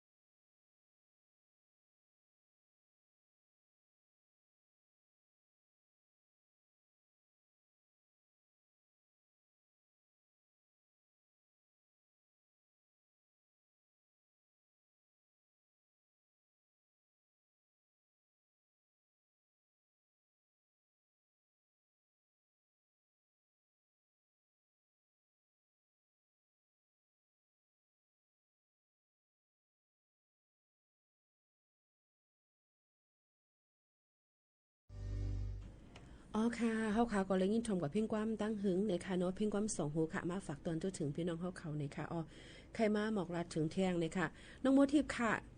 มื้อนี้เป็นวันที่หังก็ลูกวันที่เก้าวันที่เก้าวันที่เก้าในเฮาถูกดีเลยเฮ็ดจังหือพองเลยค่ะเพราะว่าพี่น้องเขาวนหางอ่ำมาหางในอยู่แค่ที่เป็นรองลีดพี่น้องเขาในค่ะวันที่เก้าวันนี้ก็เป็นวันที่เก้าแรกของปีนะเจ้าก็อยากจะชวนไปทำบุญเก้าวัดเจ้าเก้าวัดในเจียงใหม่นะเจ้าว่าวัดแรกก็จะเป็นวัดดอยสุเทพเจ้าอันนี้ไปขอความเรื่องความสำเร็จหน้าที่การงานได้เจ้าแล้ววัดที่สองก็คือวัดโมลีเจ้าอันนี้จะเด่นเรื่องความรักการงานแล้วก็การศึกษาค่ะแล้ววัดที่สามก็จะเป็นวัดเจียงมันเจ้าคือจะเป็นวัดตีเสริมสิริมงคลแก่ชีวิตเจ้าวัดตีสี่ก็จะเป็นวัดเจดีย์หลวงวรวิหารเจ้าอันนี้จะขอหน้าที่การงานเหมือนกันค่ะเสริมบารมีอำนาจแล้ววัดต่อไปนะเจ้าคือวัดพระสิงห์วรวิหารเจ้าอันนี้จะเป็นเรื่องเสริมดวงแล้วก็ขอพรในทุกเรื่องเลยเจ้าต่อไปก็เป็นวัดอุปคุตค่ะเจ้าอันนี้จะเป็นการงานการค้าขายสำหรับแม่ค้าเจ้าต่อไปก็เป็นวัดสวนดอกเจ้าขอความเรื่องความรักเหมือนกันค่ะวัดนี้ว่าสวนดอกนี่ก็ย้อนตั้งหักกะเดี๋ยวเขาเลิกจัดรายการเนี่ยเขากว่าเนาะน้องไข่โคต่อไปก็เป็นวัดป่าแดดเจ้าอันนี้จะเป็นโชคลาภเสริมดวงเจ้าวัดสุดท้ายก็จะเป็นวัดพันเตาอันนี้จะขอให้สร้างความงามเหมือนเฮาไปเฮ็ดความงามอย่างมันก็จะส่งผลต่อเฮาเจ้าแบบสร้างวัดหรืออย่างที่เจ้าแต่บ่ได้มีวัดทางหลายๆก็เนี่ยเมื่อกี้ฟังเลยมีวัดสวนดอกที่หัวเรื่องความรักแมวเหลียวก็แหละไกลๆเฮาวัดอุปคุตจำได้เนาะที่หิมในภาษาได้เนี่ยค่ะอันนี้ก็เป็นเรื่องการค้าการขายเจ้าพี่น้องเขาค่ะรู้เฮ็ดอีสังไว้อยู่ย่อก็ใครกว่าไวยสาที่วัดแล้วอันนี้เป็นตัวอย่างที่น้องๆเขาออกมาลาดแก้ว่าเมื่อได้เป็นวันที่เก้าก็ให้เป็นป้อเป็นความไทยได้ก็ให้ก้าวย่างที่ดีนะคะให้เป็นลองสืบกว่าตั้งนาให้มันหลีเสอ่อนต้นเสเก่านะคะกล่าวไวยสาให้การตั้งหลีกุศลเก่าวัดเก่าก้องนี่นั่นค่ะก็ได้ก็เป็นตัวอย่างมันกว่าที่ร้อยสุเทพนะเนาะย่อก็เดี๋ยวมีวัดสวนดอกวัดอุปคุตวัดอีหยังวัดโมลีก็เป็นความลากเนี่ยลองตั้งหักนะคะแล้วมีวัดทางแทงลูกวัดสวนดอกวัดสวนดอกวัดป่าแดดวัดป่าแดดนี่มีอีหังค่ะวัดป่าแดดเนี่ยอันนี้เสริมบารมีเฮาถ้าเฮาเฮ็ดดีก็จะได้แบบผลดีก็มาวัดป่าแดดเนี่ยค่ะก็จะเฮ็ดได้เสริมสร้างบารมีเฮาค่ะนี่ค่ะให้เฮาค่ะเฮ็ดดีบ่เฮ็ดดีเย้านี่ก็มันขึ้นแต่มีอู่มีพุ่งมาแทงอันนี้ค่ะเย้าก็มีที่วัดหลายแทงค่ะวัดต่อไปน่ะจะวัดเดียวกันวัดพระสิงห์วรวิหารวัดพระสิงห์นี่เท่ากับย้อนลองอีสังคาอันนี้ความสำเร็จเสริมดวงชีวิตเจ้าลองตั้งอันกัดแขนลงเหรียญแล้วก็ให้วัดถึงที่เยื่องหมายแล้วก็เพิ่มเติมปันเกี่ยวสตาเฮาคาในนั้นค่ะแล้วก็มีที่ไหลแทงค่ะเจ้าแล้วก็วัดเจดีย์หลวงวรวิหารเจ้าอันนี้ก็ความมันคงชีวิตเจ้าวัดเจดีย์หลวงที่ตั้งเกียงใหม่เนี่ยก็กำนำก็ดีอยู่ในกลางเมืองเนี่ยค่ะเพราะว่าเฮาคาที่เฮ็ดเฮาเพราะว่าจัดปานเฮาคาเฮามันลีเนี่ยเฮาก็กวาดที่ในก็ย้อนสู้ตึงเอาที่นั้นไล่ให้ไหนค่ะหมดแล้วเนาะวันสุดท้ายเจียงมันว่าเจียงมันนี่มีตั้งหลายอย่างไอ้ปนกระเป๋าเลยว่าเจียงมันนี่กว่าจังหือค่ะก็ว่าเชียงมันในมันกระเสริมเรื่องอย่างค่ะเสริมดวงสิริมงคลแก่ชีวิตทำคือชีวิตปังเจ้าปังนี่ก็เป็นเกี่ยวกับไปลองว่าให้จัดปานเฮาค่ะมันหลีมันขึ้นใหญ่เตื้อต้นกว่าแทงในวัดเชียงมันในนั้นค่ะย่อก็มีตีหลายแทงค่ะหมดแล้วย่อน่าจะหมดแล้วนะเจ้ามีเก่าเนาะป๋องว่าลองตั้งเจ้าไหนเนี่ยค่ะพี่น้องเขาก็อยู่จำทีไรก็จะว่าดูเล็กกว่าที่ในก้วยนั่นขนาดเนาะเพราะว่าเขาย้ำตัวตั้นก็วัดกันไรกะเกี้ยงกันไรให้มันปออะไรกะเฮ็ดในการตั้งหลีกุศลที่เจอเฮาคาตั้งนอกตั้งในให้มันหลีนั่นขนาดเนาะตับรู้เอาวัตถุเงินต้องนำก็ไรเพราะว่าเฮาคามีใจมีมือ10นิ้วก็ไว้สากันแล้วว่าก็เป็นการเฮ็ดการกุศลที่ลีอันนึงยาวในนั้นค่ะย่อก็เฮ็ดให้เผอจำเจ้าในก็เป็นการลียาวในค่ะก็เอาลองลีเจ้าในมาฝากเมื่อในน้องโบทิพย์เอามาลาดปันเกี่ยวกับไปลองวันเลือกตั้งห้ามกินเหล้าอ่อนตั้งวันเลือกตั้งเลยหลังวันเลือกตั้งนะคะแล้วก็เดี๋ยวมีทางลึงองตีแอลแลวันลูกอ่อนจึงไทยนะคะเนาะแล้วก็องตีไหลพองตีเปิ้นปันลูกอ่อนเข้ากว่าเลยลองตั้งอ่ำเซงกาขันมันในวันลูกอ่อนในเนี่ยค่ะซึ่งไหนค่ะแล้วก็ เฮ็ดให้สัตว์ปานลีเลยก็เหตุการณ์ดังนี้กุสูเมื่อในวันที่9เนี่ยค่ะเกาวัดเขาเกี้ยงเนี่ยค่ะเนาะเราสิได้ว่ามีหลายๆข้อมูลเนี่ยค่ะมาฝากตวนถึงพี่น้องเขาและปื้นฮู้ตั้งหันเมื่อในน้องบ่ทิพย์ก็มาลัดปันเนี่ยค่ะเฮาก็บ่มีข่าวยามโตตันเตมาอุบโอตรงตักซ่อมพี่น้องเขาแทงเมื่อพูกเมื่อฮื้อเป็นวันเสาร์อาทิตย์เนี่ยอำเลยมาจัดสดเนาะเฮาก็สิได้อัดเทปไว้สิน้องบัวทิพย์ก็เลยมาพบทบซ่อมพี่น้องเขาเพราะว่ามีข่าวยามโตตันแทงไหนก็ที่ห้องน้องเขามาออกในตอนการเฮาค่ะให้เป็นหน้าที่การงานภายการเฮ็ดน้องเขาแทงอันนึงนะคะก็อย่าลืมปันแห้งจากน้องๆจ้อมนะคะเมื่อในปีหมู่เขานุ่นก็ยินชมขอบใจน้องบัวทิพย์ค่ะที่เอาเวลาข่าวยามมีกะขันมาออกรายการจ้อมกันที่ในก็ให้อยู่ดีกินหวานกันกูก็กูคนตั้งคนถอมในคนจัดรายการนะคะเมื่อในเมื่อยาค่ะหมายสงค่ะเรียบร้อยนะคะทุก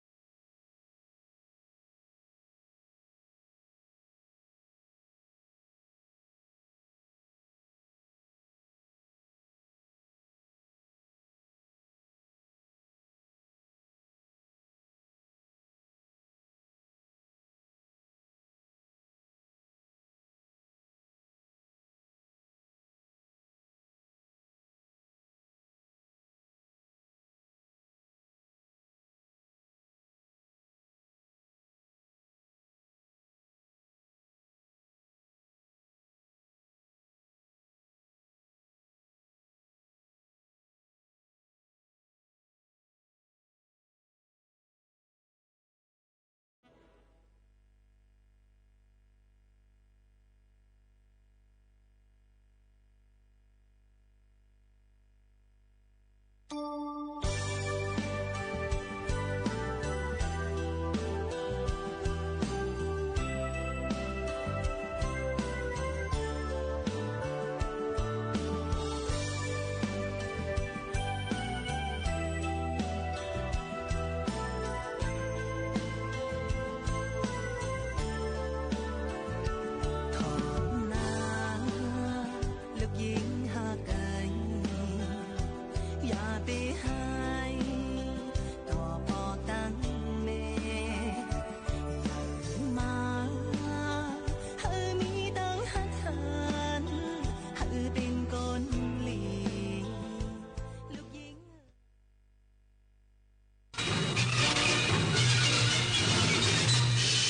ถานีวิทยุกระจายเสียงแห่งประเทศไทยและเครือข่ายทั่วประเทศเสนอข่าวต้นชั่วโมงรู้เร็วรู้จริงเกาะติดทุกสถานการณ์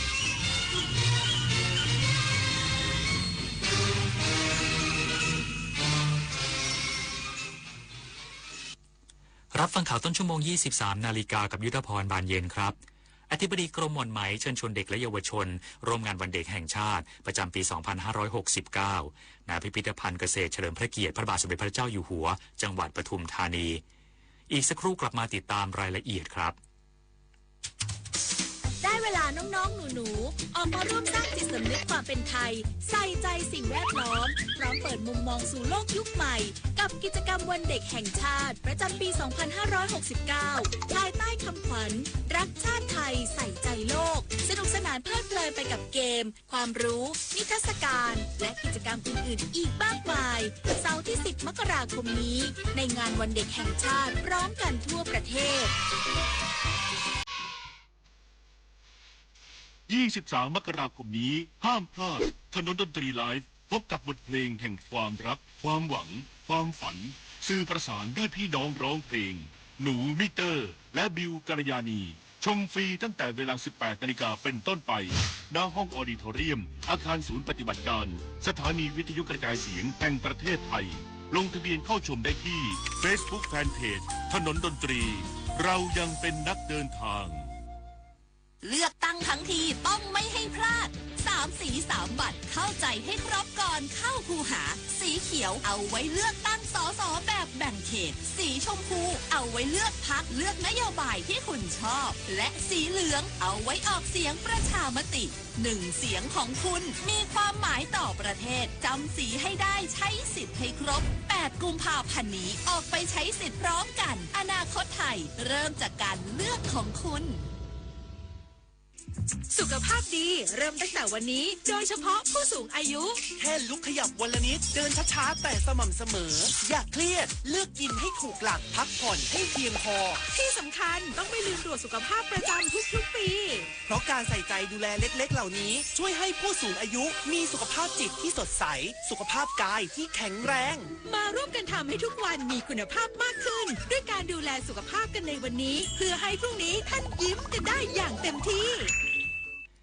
อธิบดีกรมหม่อนไหมเชิญชวนเด็กและเยาวชนร่วมงานวันเด็กแห่งชาติประจำปี 2569 ของกระทรวงเกษตรและสหกรณ์ณ พิพิธภัณฑ์เกษตรเฉลิมพระเกียรติพระบาทสมเด็จพระเจ้าอยู่หัวจังหวัดปทุมธานีนายสรัญยูภูลาภอธิบดีกรมหม่อนไหมเปิดเผยว่าในวันพรุ่งนี้กรมหม่อนไหมได้ร่วมกับกระทรวงเกษตรและสหกรณ์จัดกิจกรรมงานวันเด็กแห่งชาติประจำปี 2569 ณ พิพิธภัณฑ์เกษตรเฉลิมพระเกียรติพระบาทสมเด็จพระเจ้าอยู่หัวจังหวัดปทุมธานีภายใต้แนวคิดเด็กไทยหัวใจเกษตรโดยกรมหม่อนไหมจะได้นำเสนอนิทรรศการเฉลิมพระเกียรติพระมารดาแห่งไหมไทยเพื่อให้เด็กและเยาวชนได้เรียนรู้และรับทราบถึงพระราชกรณียกิจของสมเด็จพระนางเจ้าสิริกิติ์พระบรมราชินีนาถพระบรมราชชนนีพันปีหลวงในด้านการส่งเสริมอาชีพด้านหม่อนไหมอีกทั้งยังมีการสาธิตการเลี้ยงไหมการสาธิตการสาวไหมการจัดเตรียมผลิตภัณฑ์แปรรูปจากหม่อนไหมอาทิน้ำลูกหม่อนหรือมันเบอร์รี่สดให้เด็กได้ชิมฟรีตลอดจนยังมีกิจกรรมให้ร่วมสนุกและของรางวัลมากมายจึงขอเชิญชวนผู้ปกครองนำเด็กและเยาวชนมาร่วมงานวันเด็กแห่งชาติได้ตั้งแต่เวลา 8 นาฬิกาถึง 15 นาฬิกาชวนันท์มาลีรายงานค่ายจุฬาภรณ์จังหวัดนราธิวาสเตรียมจัดงานวันเด็กแห่งชาติประจำปี 2569 อย่างยิ่งใหญ่เพื่อปลูกฝังความรักชาติและสร้างแรงบันดาลใจให้เด็กและเยาวชนนาวาเอกบัญญัติวงจำปาผู้บังคับการกรมฐานราบที่ 3 กองพลนาวิกโยธิน ผู้บังคับหน่วยเฉพาะกิจนาวิกโยธินกองทัพเรือผู้บังคับหน่วยเฉพาะกิจนาวิกโยธินภาคใต้กล่าวว่าในวันพรุ่งนี้ซึ่งตรงกับวันเด็กแห่งชาติกรมฐานราบที่3กองพลนาวิกโยธินร่วมกับหน่วยงานที่เกี่ยวข้องกำหนดจัดงานวันเด็กแห่งชาติเวลา 7:00 นถึง 15:00 นที่กรมฐานราบที่3กองพลนาวิกโยธินค่ายจุฬาภรณ์โดยวันเด็กปีนี้มีกิจกรรมพิเศษที่สร้างความตื่นตาตื่นใจการแสดงสมรรถนะการบินเครื่องบินขับไล่กริปเพนบิน5นาทีช่วงเวลา 10:00 นเพื่อปลูกฝังความรักชาติและสร้างแรงบันดาลใจให้แก่เด็กๆนอกจากนี้ยังมีการจัดแสดงยานพาหนะทางทหารอาวุธยุทโธปกรณ์และกิจกรรมอื่นๆอีกมากมายทั้งการแสดงโรยตัวจากเฮลิคอปเตอร์การแสดงกระโดดร่มการแสดงความสามารถของสุนัขทหารการแสดงยิงปืนฉับพลันการแสดงการช่วยเหลือผู้ประสบภัยทางน้ำโดยอากาศยานขอเชิญชวนพ่อแม่ผู้ปกครองพาบุตรหลานมาเที่ยวชมงานวันเด็กแห่งชาติที่ค่ายจุฬาภรณ์อำเภอเมืองนราธิวาสได้จัดเตรียมสถานที่จอดรถไว้อย่างเพียงพอพร้อมจัดเจ้าหน้าที่อำนวยความสะดวกและดูแลความสงบเรียบร้อยปพิธานันท์เทพรักษ์สวทนราธิวาสรายงานกรมศุลกากรเปิดเผยการเก็บภาษีแพลตฟอร์มออนไลน์8วันแรกสร้างรายได้กว่า100 ล้านบาทพร้อมคาดการตลอดทั้งปีจะมียอดจัดเก็บไม่ต่ำกว่า 3,000 ล้านบาทจะช่วยสร้างความเป็นธรรมในระบบเศรษฐกิจและช่วยเหลือผู้ประกอบการ SME ไทยให้สามารถแข่งขันได้นายพันทองลอยกุลนานท์อธิบดีกรมศุลกากรเปิดเผยความคืบหน้าของมาตรการจัดเก็บภาษีนำเข้าสินค้าผ่านแพลตฟอร์มออนไลน์ที่เริ่มบังคับใช้เมื่อวันที่1 มกราคมที่ผ่านมาว่าหลังจากเริ่มจัดเก็บภาษีมูลค่าเพิ่มและอากรขาเข้าเพียง8วันแรกตั้งแต่วันที่1 มกราคมถึง8 มกราคม 2569พบว่าสามารถสร้างรายได้เข้าสู่ประเทศได้แล้วกว่า100 ล้านบาทและคาดการณ์ว่าตลอดทั้งปีจะมียอดจัดเก็บรวมไม่ต่ำกว่า 3,000 ล้านบาทโดยมาตรการนี้เพื่อสร้างความเป็นธรรมในระบบเศรษฐกิจและช่วยเหลือกลุ่มผู้ประกอบการ SME ไทยให้สามารถแข่งขันได้เนื่องจากที่ผ่านมาสินค้าต่างประเทศที่ขายผ่านแพลตฟอร์มออนไลน์ได้รับการยกเว้นภาษีในขณะที่พ่อค้าแม่ค้าไทยที่ขายสินค้าตามห้างสรรพสินค้าหรือตลาดนัดต้องเสียภาษีตามปกติทั้งนี้กรมศุลกากรยังคงทำงานร่วมกับ5แพลตฟอร์มหลักได้แก่ Lazada, Shopee, TikTok, Shein และ Temu อย่างใกล้ชิดเพื่อแลกเปลี่ยนข้อมูลและทำการตรวจสอบการสำแดงราคาให้ถูกต้องแม่นยำเพื่อป้องกันการบิดเบือนราคาและสร้างมาตรฐานการค้าที่เท่าเทียมกันในทุกภาคส่วนปุริมปัตย์โสภาภาครายงานจบข่าวยุทธพรบานเย็นอ่านรับฟังข่าวครั้งต่อไปเวลา 6 นาฬิกาครับ